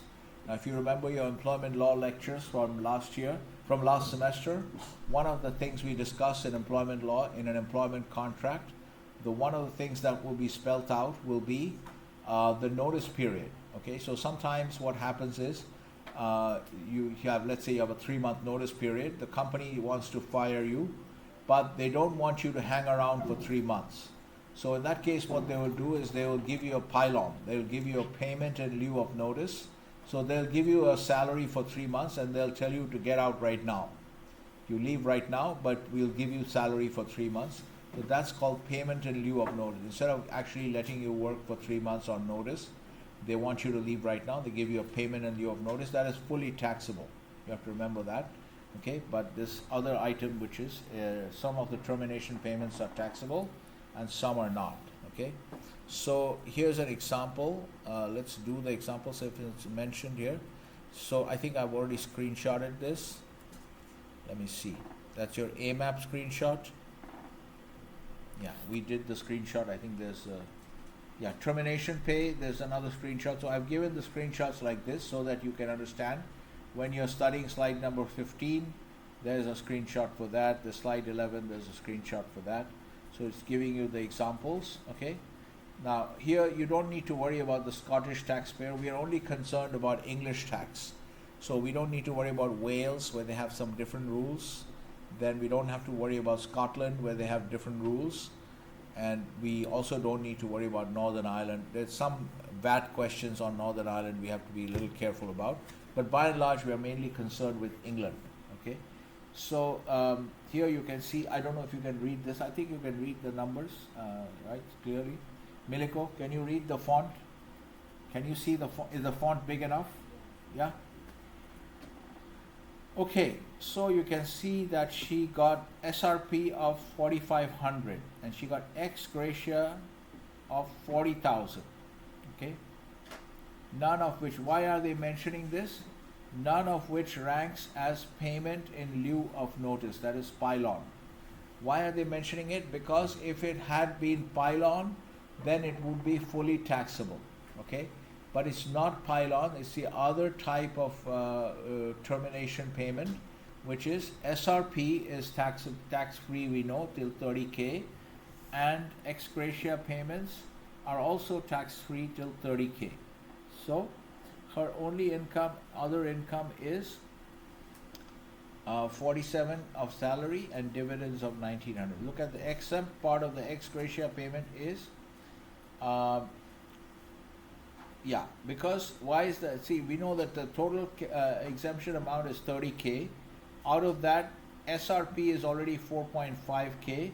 So there's only this much left that is exempt, which is 25.5. So the ex gratia, 25.5 out of the 40 is exempt.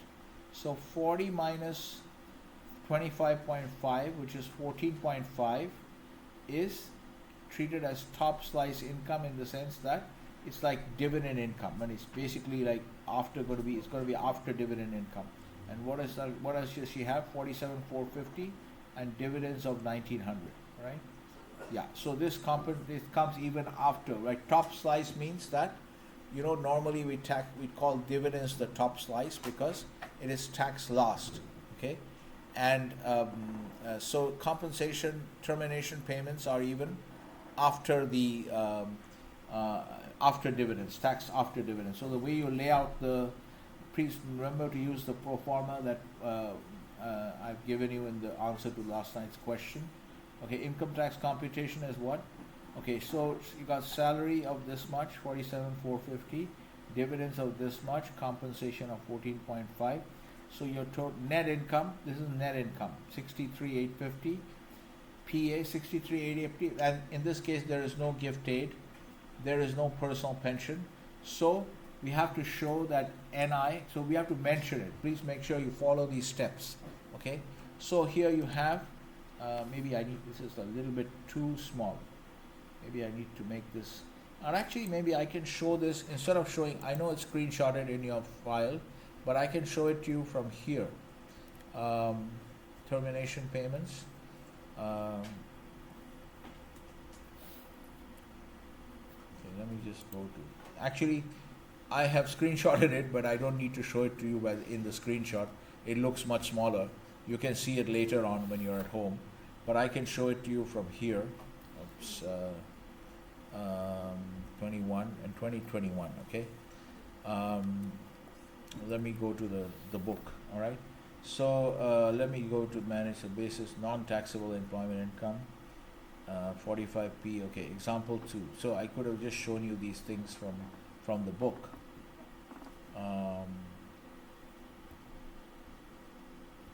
Termination payments. Okay, here this is the one, right? So we already saw the calculator. Here's the here. Okay, so now you can see much more clearly. So she got all, so make sure you use this kind of pro forma, okay? So NI is 63,850, right? NI is 63,850. Then you should mention no personal pension or gift aid payments.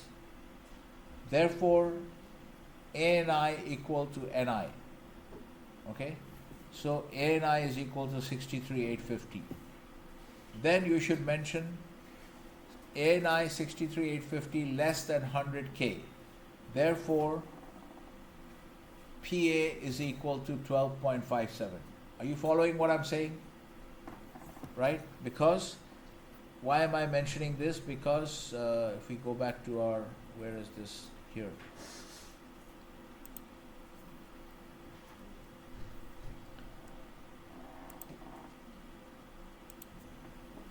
Because before determining here, what they have done is they have directly deducted the full PA of 12.57.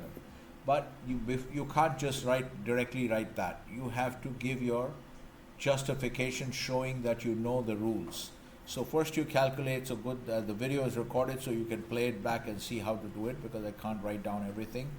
So this is your net income. Total income is actually your net income, 63.85. Then you make a statement saying no gift aid or personal pension. Therefore, ANI is equal to NI. Adjusted net income is equal to NI. Adjusted net income 63.85. You don't have to use all this full language, but as long as you make it clear. Okay, ANI is NI is equal to ANI is equal to 63.85 less than 100K. Therefore, PA is equal to 12.57. Why? Because the PA is a function of the ANI, and ANI is a function of the NI plus gift aid and personal pension. So in this case, what is the amount we have? It is 63,850. Okay, so it is 63.85. All right. So now the full PA will be available because it is less than 100,000. Okay. ANI less than 100K, full PA is 12.57. So you can't just straight away write PA is equal to 12.57.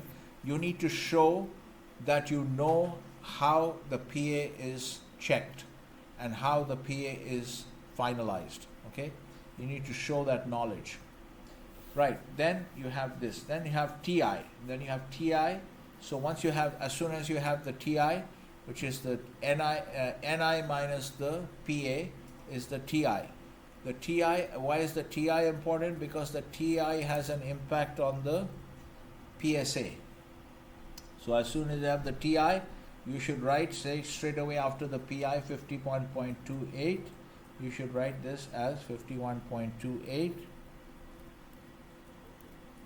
So the PSA becomes 500, not 1000, because so 51.28. So after that you should write TI is equal to 51.28. Therefore, between, you can write the mathematical symbols for between 37.7. So the PI is between, the TI is between this and this. That's why the PSA, therefore PSA is equal to 500. Are you following? If you see the video from last night, where I've answered the student's question, I've already mentioned this before. Is that clear? At each step, you have to show that you know the rules. You know the rules to be followed to make this statement. You can't just straight away write PSA equal to 500. Why? You have to show that you know that. You don't have to write like Shakespeare, like write a full English sentence. Just use shorthand, greater than, less than, but you indicate that you know the rule. That's all. Okay? You can use abbreviations, you can use shorthand, mathematical symbols, but you have to show that you know the rule. All right, next. Okay, so that's basically the workings. You can see that NSI is this much. You pay here. Always follow this format. So 500 gets taxed at 0, and you follow those. Additionally, you should create those additional columns which I showed you in the worked example from last night's discussion for the student's question. That it will help you a lot if you practice like that. How much is the cumulative amount already charged for taxation, and then what is the remaining amount to be charged in that tax slab for that type of income. So you have various types of income, NSI, DI, SI, etc. Here there's no SI. So that's your answer, okay? So this we know has been can be allowed, okay? So let's move on. Next, okay? Next we have a lot of ground to cover actually, and we don't have that much time. So let me quickly move on. Termination payment is actually not even, so high income child benefit charge I'm not even going to spend time on, because I need to spend time on the actual the key benefits. Okay, so these are some, it's not a very important topic because although you have to still cover it, so you'll see that I have put this into your second priority list. Okay, so there is a set of rules. There's nothing more to be disclosed here. All the rules for high income child benefit charge are already mentioned on this slide. Okay, so I would suggest you keep this as a because normally we don't get questions on this, but it can come because it's in the slides. So keep it as a second priority item for memorization. Okay, pay as you earn, as you know, is a type of tax deducted at source. This is also I have put in as things to be memorized, but I think I put it under secondary, second priority. Okay, like all this stuff, like when you have to pay over to HMRC, etc. Tax codes are not important. Okay, this one I've told you to memorize because where you know, some you might get like a 2-mark, 3-mark question. Sometimes you get those kind of things. I showed you that you got a question last year on the enterprise investment scheme, which is 5 marks. So you just have to take some, you know, 7, 8 bullet points, and you mention all the key points. Then you can score well on that point, on that question.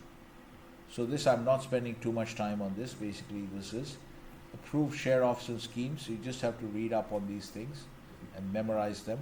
Okay, approved share option schemes means that if it's not an approved scheme, then you'll have to pay tax as shown in the next slide, which is here. Okay, so you got 6,000 share options. Okay, now you guys have not yet covered options. So you're actually in accounting, so you don't have, I don't think you're ever taught a course on derivatives, but this is once again showing to you these questions on approved share option schemes is once again proving to you why I keep on telling you that you're not just studying accounting. This one requires knowledge of finance. It requires knowledge of derivatives and particular options. So if you're interested, I have given you the hyperlink somewhere here in your, there is a very good website from the Options Industry Council where you can read about options. It's a type of derivative contract. So this is part of your finance knowledge. Okay, so as an accountant, you will find as you get into work and all that, you need to have a deep knowledge of finance. So finance and accounting are not really different subjects. They're part of the same subject. Okay, so I'm not spending more time on this at this point of time, but there's an exercise price, which means the price at which you buy. Okay, this is the price at which you actually buy the shares eventually. An option is a right to buy a share. A call option is a right to buy a share. In this case, these share options are all call options, and then there is a profit that is calculated based on what the market value is when you actually exercise your options. So you have the right to buy at 5, but the market value at that time is 10. So you make £5 per share times 6,000, and you will be charged to BIK on this. So it depends on whether it's an approved scheme or not. Okay, if it is an approved scheme, then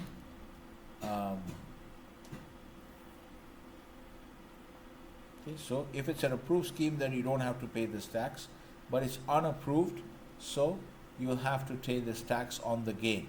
So you should figure out how to, work out how to remember this kind of scheme. Okay, how to work out the profit on this kind of thing. Again, this is not something that normally comes, so this can be a second priority item, but actually this particular scheme you have to remember. This slide is listed as a compulsory memorization element. Okay, now let's get on to the actual benefit in kind. This is the real heart of this particular topic, benefit in kind. Okay, so various types of benefit in kind. as I already mentioned to you. Okay, so this, whatever they give you, how company gives you a free house, they're going to calculate the government is going to calculate a benefit in kind value, BIK value, for that free housing that you got, and they're going to add it to your taxable income. That's how it works. Okay, so there are certain statutory valuation rules. This is really what you have to remember. In employment law, these are the main topics, that the different statutory valuation rules for different types of BIK.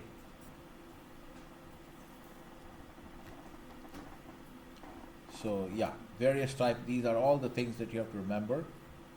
Okay, so trivial benefits, this you have to also remember, up to £50, not really taxable.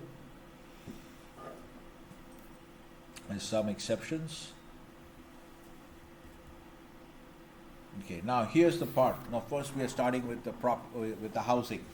Okay, so if you give housing, the housing BIK, house BIK calculation will have different elements. The first element of that is what is called the annual value. This is, sometimes you'll see language like rateable value. I have put it in your notes. I have mentioned this in your notes, which is rateable value, right? Sometimes it's rateable value, but the first element is annual value or rateable value, right? What is the rule for that? There will be a number given by the tax authority, so that information will be given to you in the question. And then if the employer is renting the property, then you take the higher of the annual value given by the government, or the rent being paid by the employer. Okay, and of course the benefit, it makes sense that if you're actually paying a contribution for that house, then the benefit is reduced by that amount, because you're already paying that amount. So it's not really a benefit. The benefit is the difference between the two.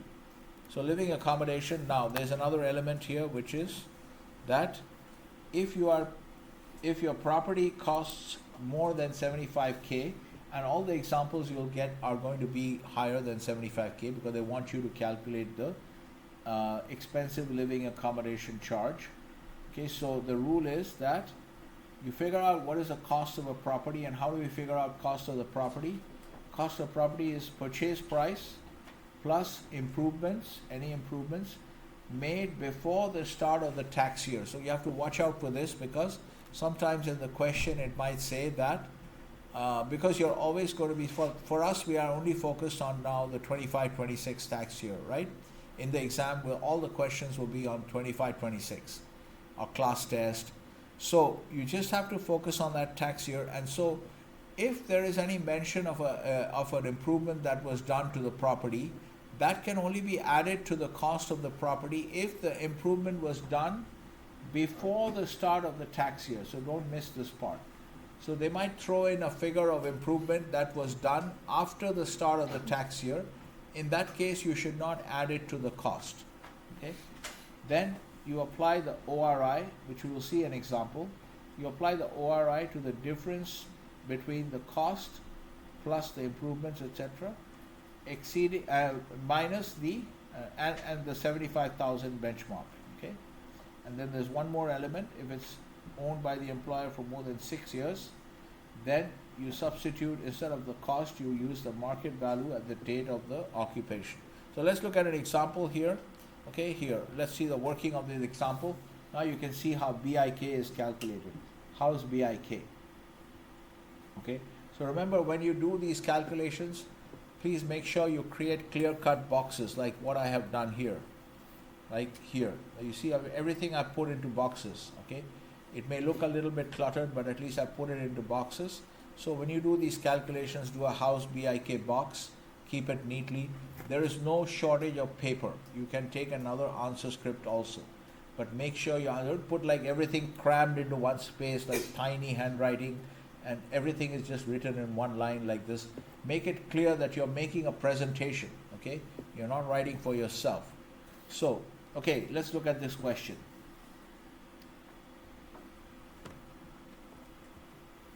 Not much time left, but anyway, let's see if we can move quickly through this. now they're talking about the cost. Okay, he got this house in 22. Okay, they bought the house in 2020. So straight away, that 6-year rule is not attracted. There is a rule that if the company has bought the house here, if the house was owned by the employer for more than 6 years before giving it to the employee, then the market value at the occupation on the occupation date should be substituted for cost actually here. So that rule is not attracted because the company bought the house in 2020 and they gave it to Ben in 2022, so it's not 6 years, so that rule won't apply. So what is the cost of the house? 200K plus in 23. Now we are in the 25-26 tax year. So if 23 they spend 15,000 on a new kitchen, that is improvements. Okay, so that's fine. We can add that to the cost because it is before the start of the tax year. Our tax year is 25-26. Right, now here's the annual value. This 650 annual value means that this is your baseline figure. You start with 650, then you start adding more and more 650 plus. Now the expensive charge, the expensive living accommodation, or you can call it the luxury charge, is, now this is 650 plus the company is also paying bills for electricity and cleaning. These are called ancillary services, so these will also be added. Okay. So, and now Ben is contributing 50 per month. What is the meaning of this? If Ben is contributing 50 per month, then you can't add this. This cannot be part of the BIK. In fact, this has to be used to reduce the BIK. Because if he's already paying 50 per month, then to that extent, he's not getting that a benefit as such because he's paying for it. Okay, so this 50 per month means 15 to 12. You have to take the annual figure to make it comparable. So let's look at the BIK for living accommodation. Okay, here, next answer here. Here you can see how the calculation is done.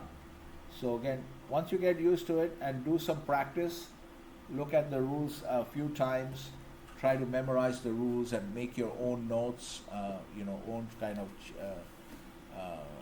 cheat sheets, etc. Then things will become quite clear. It's not that complicated. It's just that a whole bunch of rules to be memorized. So here you can see annual value is 650. So you start with 650 plus additional luxury charge, 200 cost, 15,000 improvements made before the start of the tax year, minus 75,000, that's your benchmark. So take this difference, whatever it is, 140K times 3.75, which is the official rate of interest. You can find this in the tax tables. You don't have to memorize it. It is the last line in the tax tables. Okay, so it will be given to you. You just have to remember that you have to multiply by the ORI, official rate of interest. So living accommodation BIK is equal to this 5250. Not sure whether this is the, I think so.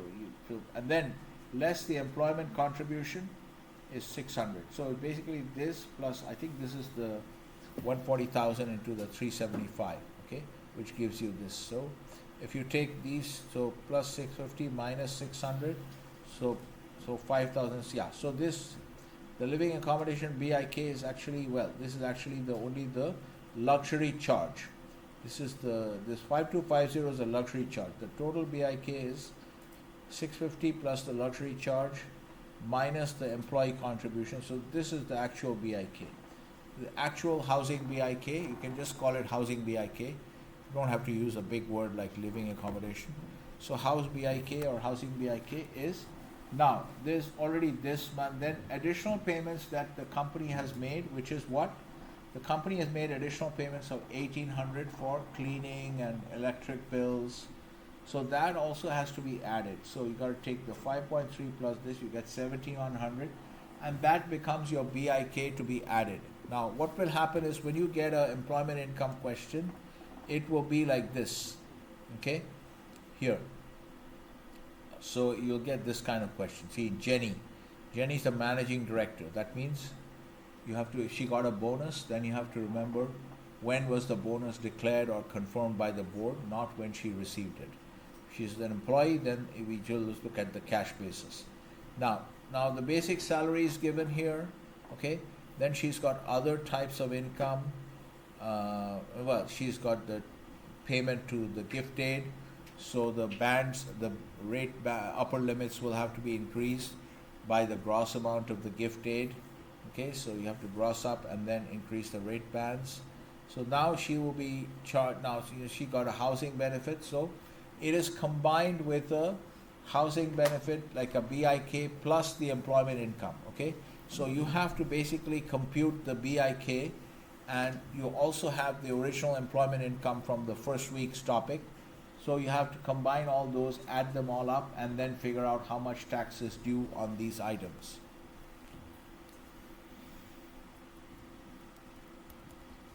So there are some rules on job related. So sometimes you'll find that there's a question that says that the accommodation is not job related. What that means is it's referring to this, because if it's a job related accommodation, then there is no taxable benefit. Okay, so for instance, like you see the guard downstairs, I think he probably stays here because he has to watch this place 24 hours. So he has like a living accommodation inside that room, right? So that's a job related accommodation.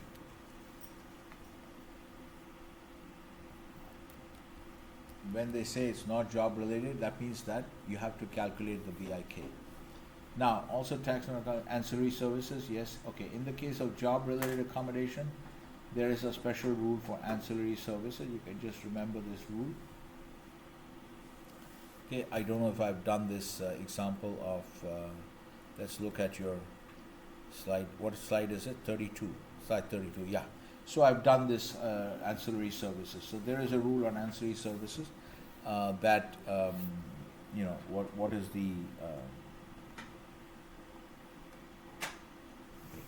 So the rule on ancillary services is what? The rule is that your taxable BIK in ancillary services, in the case of job-related accommodation, okay,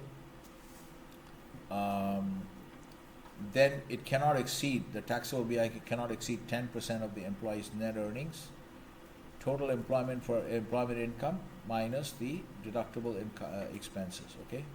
So let's look at, so basically the net income, not including the ancillary services part. Let's see what this guy got is. Now again, I'm not going to use this one.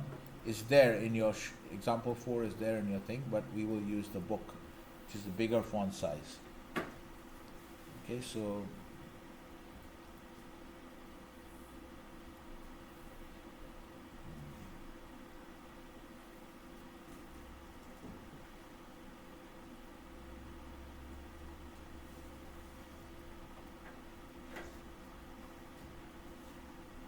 yeah, this is the next chapter actually. It's the next chapter which is on BIK.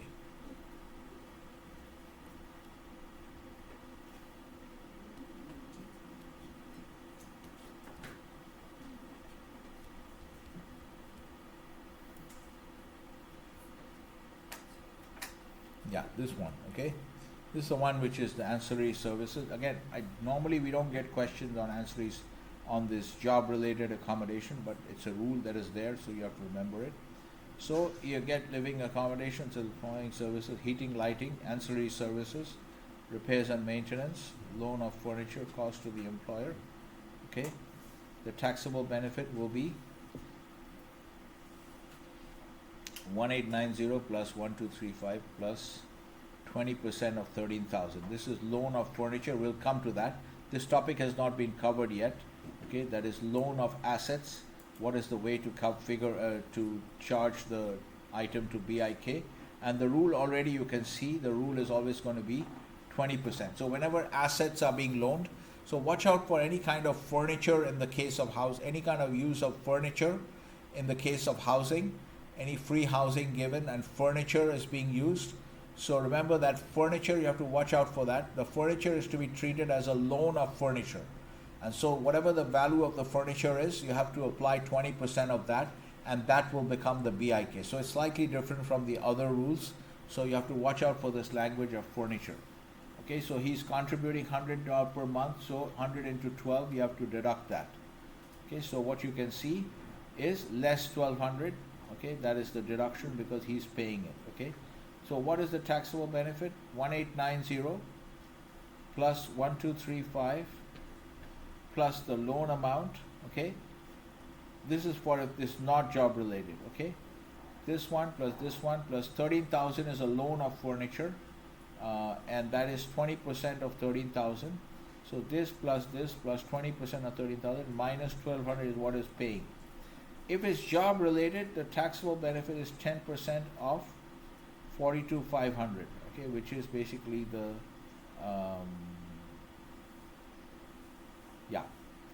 net earnings is 42,500, so it can't exceed 10% of that because the accommodation is job related. So this is a small sub rule for ancillary services. So 42,500. So here the tax will be 4,525. So in this case, it can't exceed. The taxable benefit is limited to 10% of 42,500 minus 1,200. So 4250 minus 1,200. This will be the benefit. This already screenshotted for your benefit there. Okay. Right, let's move on to some of the other examples. So ancillary services, actually I said assets loan to employee. So here you see that rule already, which you saw being applied. So watch out for anything, music system, furniture. Furniture, be very careful. Don't add, this is a common mistake that students make. They see the furniture value and they add it to the cost of the house. No, that's not how it should be. So they will, usually what they'll do is they'll see the furniture value and then they'll add it here, okay? They'll add it here and they'll deduct it from, then they'll deduct 75K. No, if you see furniture straight away, it's a loan of furniture.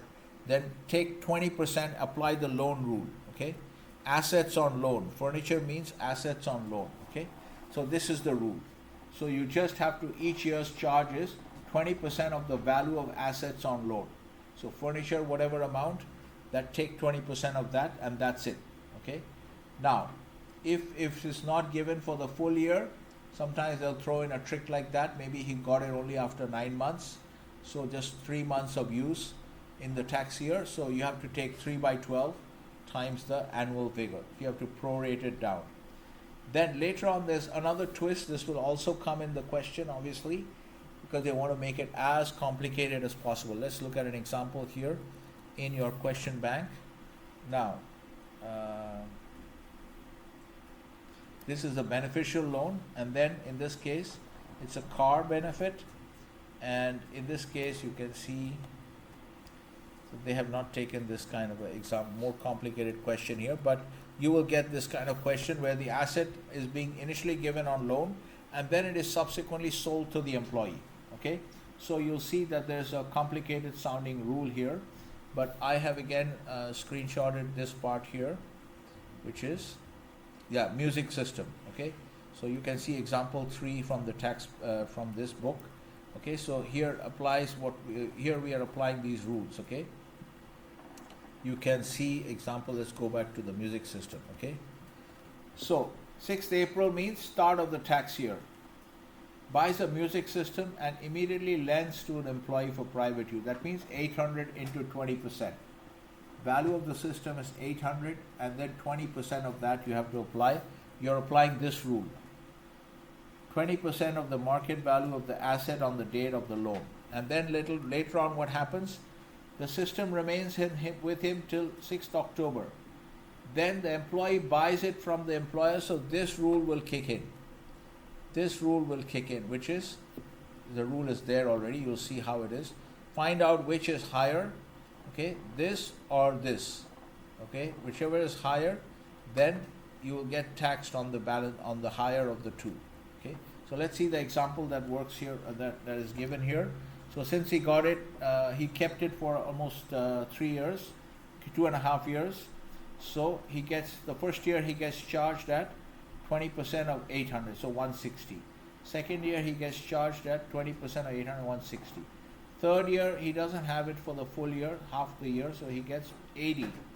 So total he has so far been charged 160, 160, 80. Plus he will now get charged on the greater of the two. What are the two? The first one is market value when first loaned to the employee less the taxable benefits arising during the period of loan and less any amount paid by the employee. What did he pay? See, when he bought it in October, this guy paid 100, okay, for that, right? So you have to deduct the 100, right? So how do you get the 240? It's the 320 plus the 80.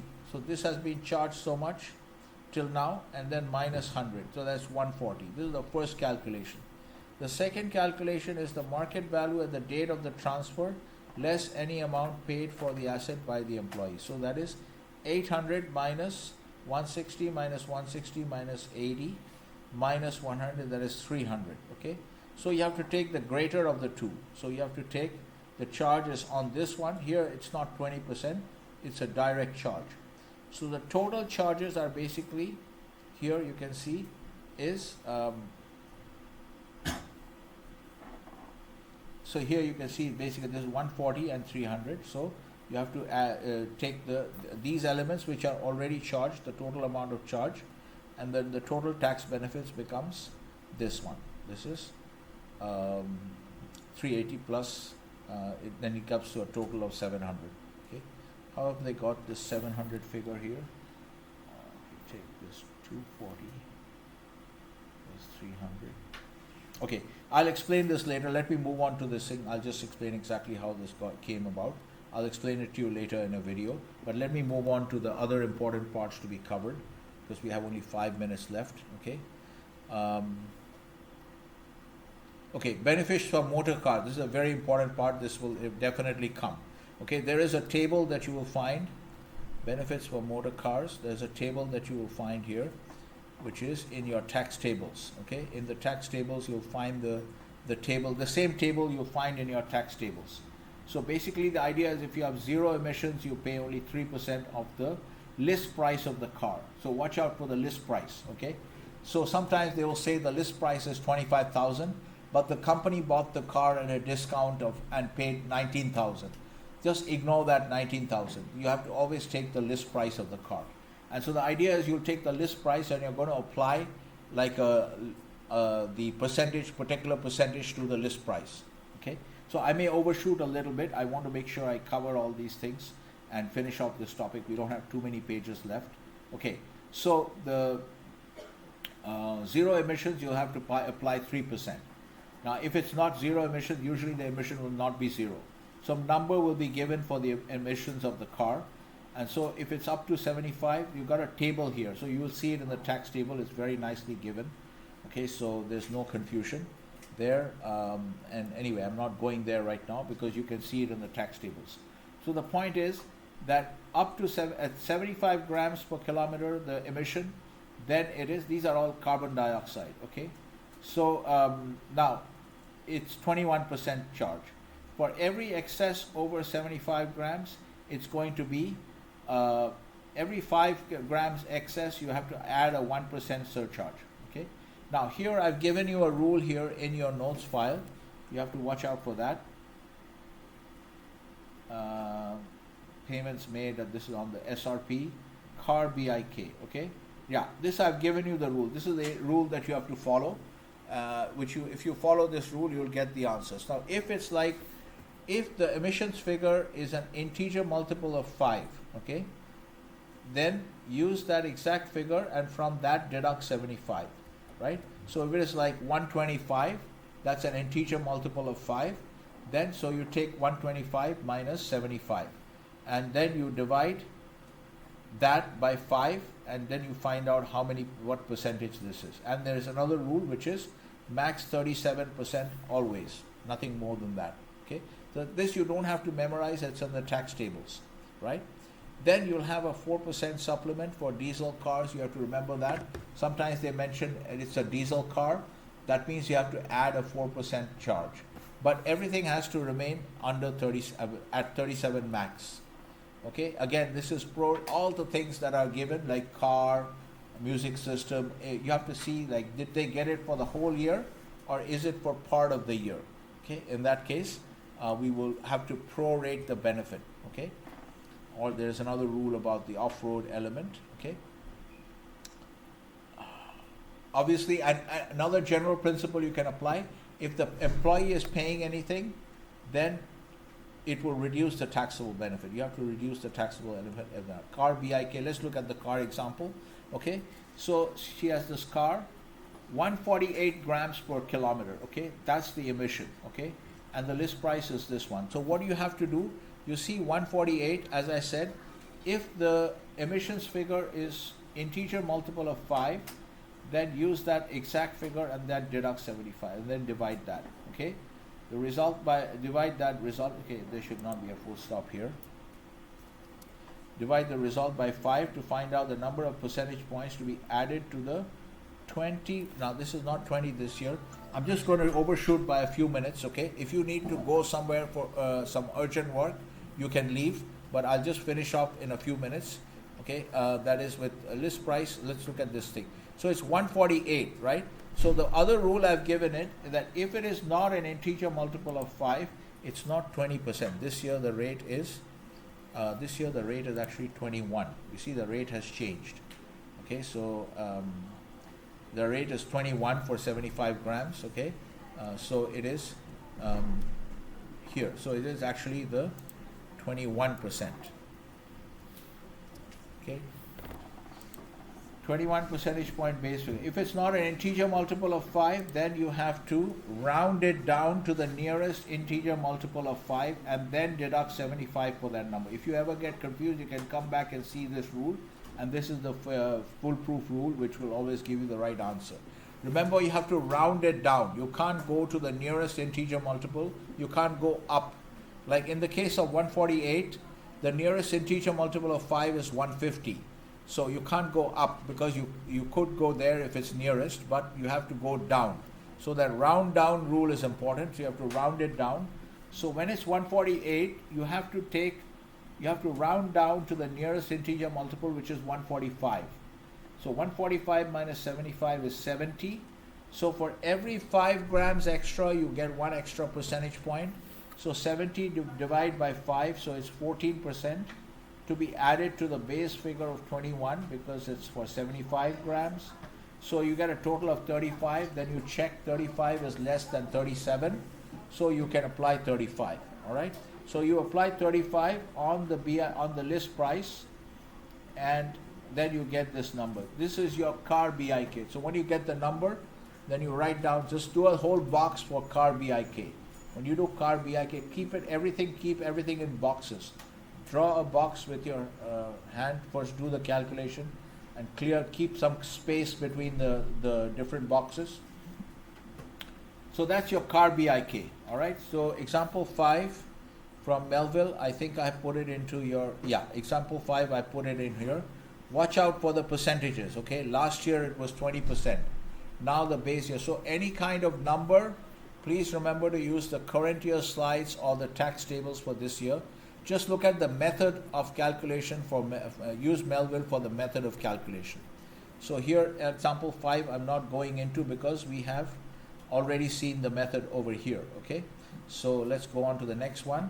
Fuel, okay? Fuel benefit will always come. The fuel benefit is standard. There is a number for this year. It will be in the tax tables. You don't have to memorize it. So whatever fuel is very easy. Don't forget to answer this part. Sometimes students forget to answer the fuel. There'll always be a question on fuel benefit. Okay, so you just take the car percentage and apply it to this figure, and then just write fuel BIK. All right, so you can have one box for car and fuel BIK because it will usually come together. Right now, fuel provided for private use. Okay, now, so she has a fuel BIK. Her because she got 35% for the car, and then multiply into this number. Okay, so you get the fuel BIK. So don't forget this. Motor van, there are some standard numbers. I think these are all given in the stack. Just check if it's given in the we normally don't get questions on motor vans, but if you just check if it's there in the tax tables, then you don't have to memorize it.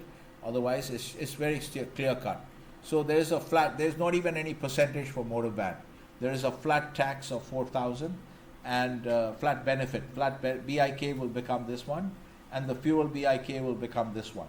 Okay, so these are fairly straightforward. So usually that's why we don't get questions on this because there's nothing to calculate. Van benefit. Now the last one I think is the beneficial loan, and you'll see that in the questions that you have for your assignment, now you see what happened. That's the bonus part. That's where you have to apply the cash basis because this guy is a sales rep, he's not a director, right? Then the second part is the company car. So now you know this guy has a list price of this one. Now the CO2 is 175, so you have to see 175 over 1. It's an integer multiple of 5, so you can just straight away take 175 minus 75 divided by 5, find out what the quotient is, then add that to the 21, okay, and then the company is paying 600 to George for private fuel. But anyway, the private fuel surcharge will be basically, this doesn't matter. So this number is not relevant actually because there is a standardized fuel surcharge. So the standardized fuel charge, your car percentage times that fixed number of 28,000 something, 900, okay. You have to know, you know how to deal with this. Then dividends and all that is standard. So in this question, you only have the car BIK, nothing else. And then you have the bonus. You have the bonus cash basis trick question, right? So that's about it. And then in here you can see Jenny, managing director. There's no bonus, so we don't have to worry about that. Housing BIK, house BIK. You know how to do it. Car BIK. You know how to do it. Now we'll come to the last one, which is the beneficial loan. Okay, which is, and there's a gift aid. We already know how to deal with gift aid. What is the last one? Let's look at the beneficial loan, which is, now the beneficial loan means that anything which is given either interest free or at a rate which is lower than the ORI, which I think is 3.75. Anyway, it's in the tax tables in the last line. Okay, so you have to see whether it's below the ORI. Okay. Now, one thing you have to remember in the case of beneficial loans, if the loan is less than 10K, there is no charge. Okay, so let's look at how the beneficial loans. Now, what will happen typically, the beneficial loan question is, I think here also. Okay, so this one, they did not vary the principal. But in the exam, the principal will be varied. So, if you have a beneficial loan, it's a low interest loan basically. And they will say that the person took the loan on the first day of the tax year, but after 6 months, maybe they took a 30,000 loan. After 6 months, they paid back 10,000. So the principal outstanding on the loan starts to vary. It's not fixed throughout the whole year because after 6 months, they make a payment and the principal outstanding goes down. So you have a varying principal. So what happens there? There are two methods, and you have to take the lower of the two. The first is the normal method, which is just take the average balance. The second is you look at the actual accrual of interest by looking at the actual balance outstanding for what percentage of the year. So we'll see those calculations. So usually you have to go for the lower of the two. Okay, so let's look at an example here. So the person gets a loan of 30,000, start of the tax year. Interest rate is 0.5. So when you look at the ORI in the tax tables, you said 3.75. So this is a beneficial loan because the rate of interest is below the 3.75. So 0.5 is the rate of interest. Okay. So now he repays it on 1st of Jan. Okay. So I think this is like 9 months or so, right? So he pays it on the 1st of Jan. So the 30,000 outstanding for 9 months, then the balance goes down to 20,000. Okay. And that's outstanding at the end of the tax year. So for this tax year, the balance outstanding is varying. Okay, so how should the low interest BIK be calculated? Beneficial loan BIK, you can just call it loan BIK. Another box, okay? So let's look at the two methods. So first is the opening balance is 30,000, the first method. The opening balance is 30,000 and the closing balance of the principal is 20,000. So average balance is 25K. So what is the loan BIK? It is, and he's paying 0.5%. So the loan BIK is ORI minus actual payment. So put this in brackets, 375 minus 0.5 into the, so this 813 is basically the 25,000 into the, this minus this, which is 325. So this into this gives you the 813. Okay, now the alternative method is to look at the actual accrual of interest. Okay, so if you accrued interest at 375 minus, let's say 32.25% for on 30,000 for 9 months. So 30,000 into 9 by 12 into 375 minus 0.5 is 731. Okay, and then you accrued interest of and this rate of interest for 3 months of the 12 of the year on a outstanding balance of 20,000. So that's 163. So you add these two, you get 894, and remember you have to use the lower of the two. So this calculation is not complete until you do both the calculations and then write an arrow, show an arrow like this and say lower one, choose lower. Just write choose lower. Okay, pick the lower of the two figures and just write an arrow like this and just draw an arrow like this and just say choose lower. Okay, as I said, you don't have to write English proper sentences, but you just have to use some shorthand text message, but make sure you show that you know the rule. Okay, so that's it basically. Then we have almost done actually. Then there is salary sacrifice, which is basically you can choose to give up salary and get some BIK.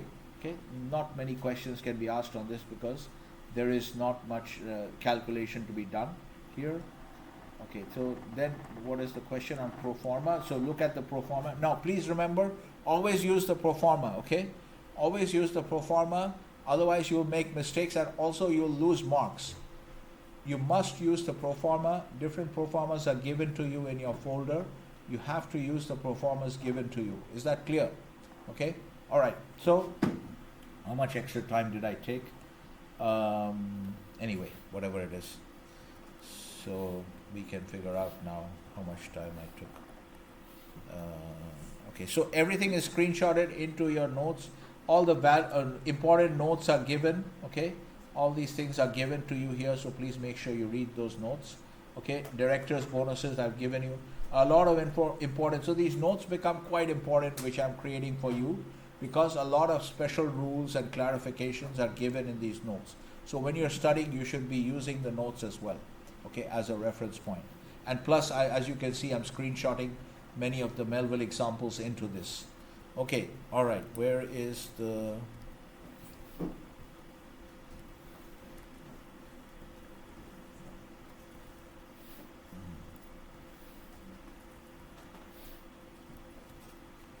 Okay, so I took about 12 minutes extra. Okay. Anyway, let's quickly finish the attendance. And today this is 3, 4, 5.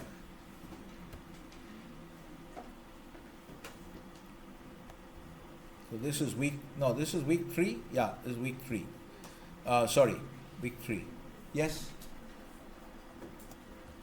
Are the fonts big enough? Can you read the names up to Miliko? You can read the names? Yeah? Okay, next.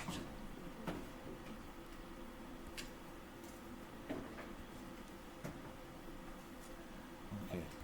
Ailey is here. Ailey is here, right? Yeah. Mung is here, okay.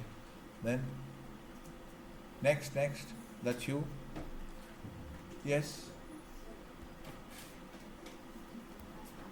B is here. Okay. Next. Yes. Not here. This person. That's you. Okay.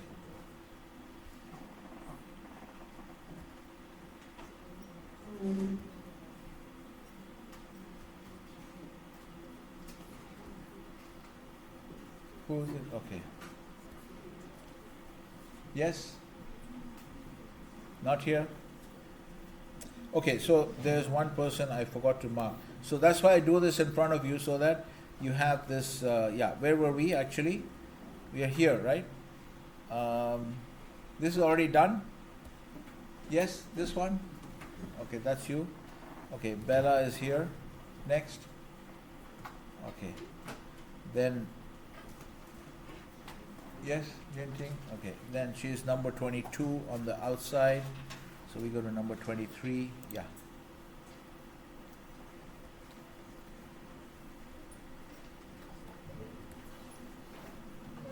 Okay. Brooklyn is here.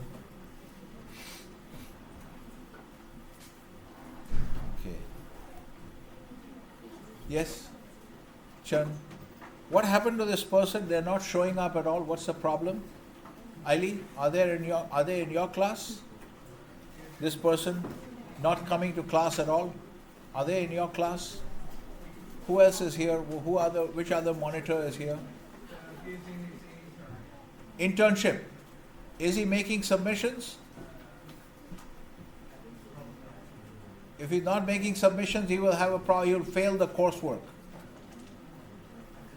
I've already warned you that he has to make. Is he from Ian's class?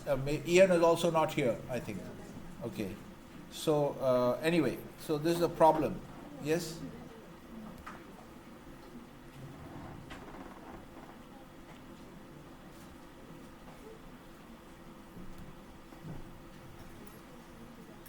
Yes? Okay, Edmund is here. Next.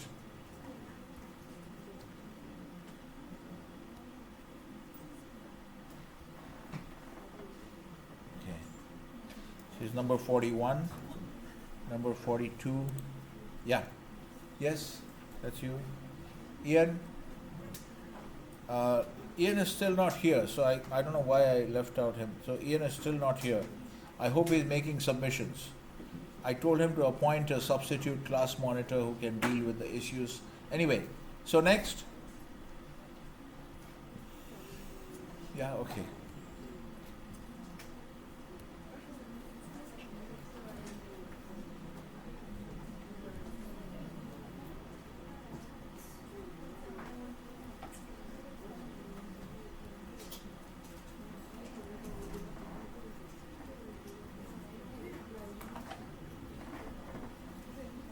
Okay. Lily is here. Yes? Miliko is here. Helen is here. Next. Chun, okay. 60. Then 61, week number 3. Yes? Yes? Not here? This person is not here? No? It's a second absence. Yes? Who is this? I think you're somewhere on the first page. Is that you? Lifeng? That's you? Yeah, okay. Okay.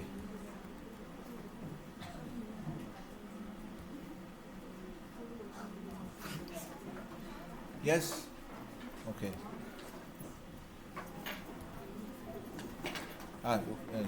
Okay, okay, you're done now. Oh, I forgot to see in my hurry because I had overshot. I unnecessarily recorded the recording of attendance. This was not required.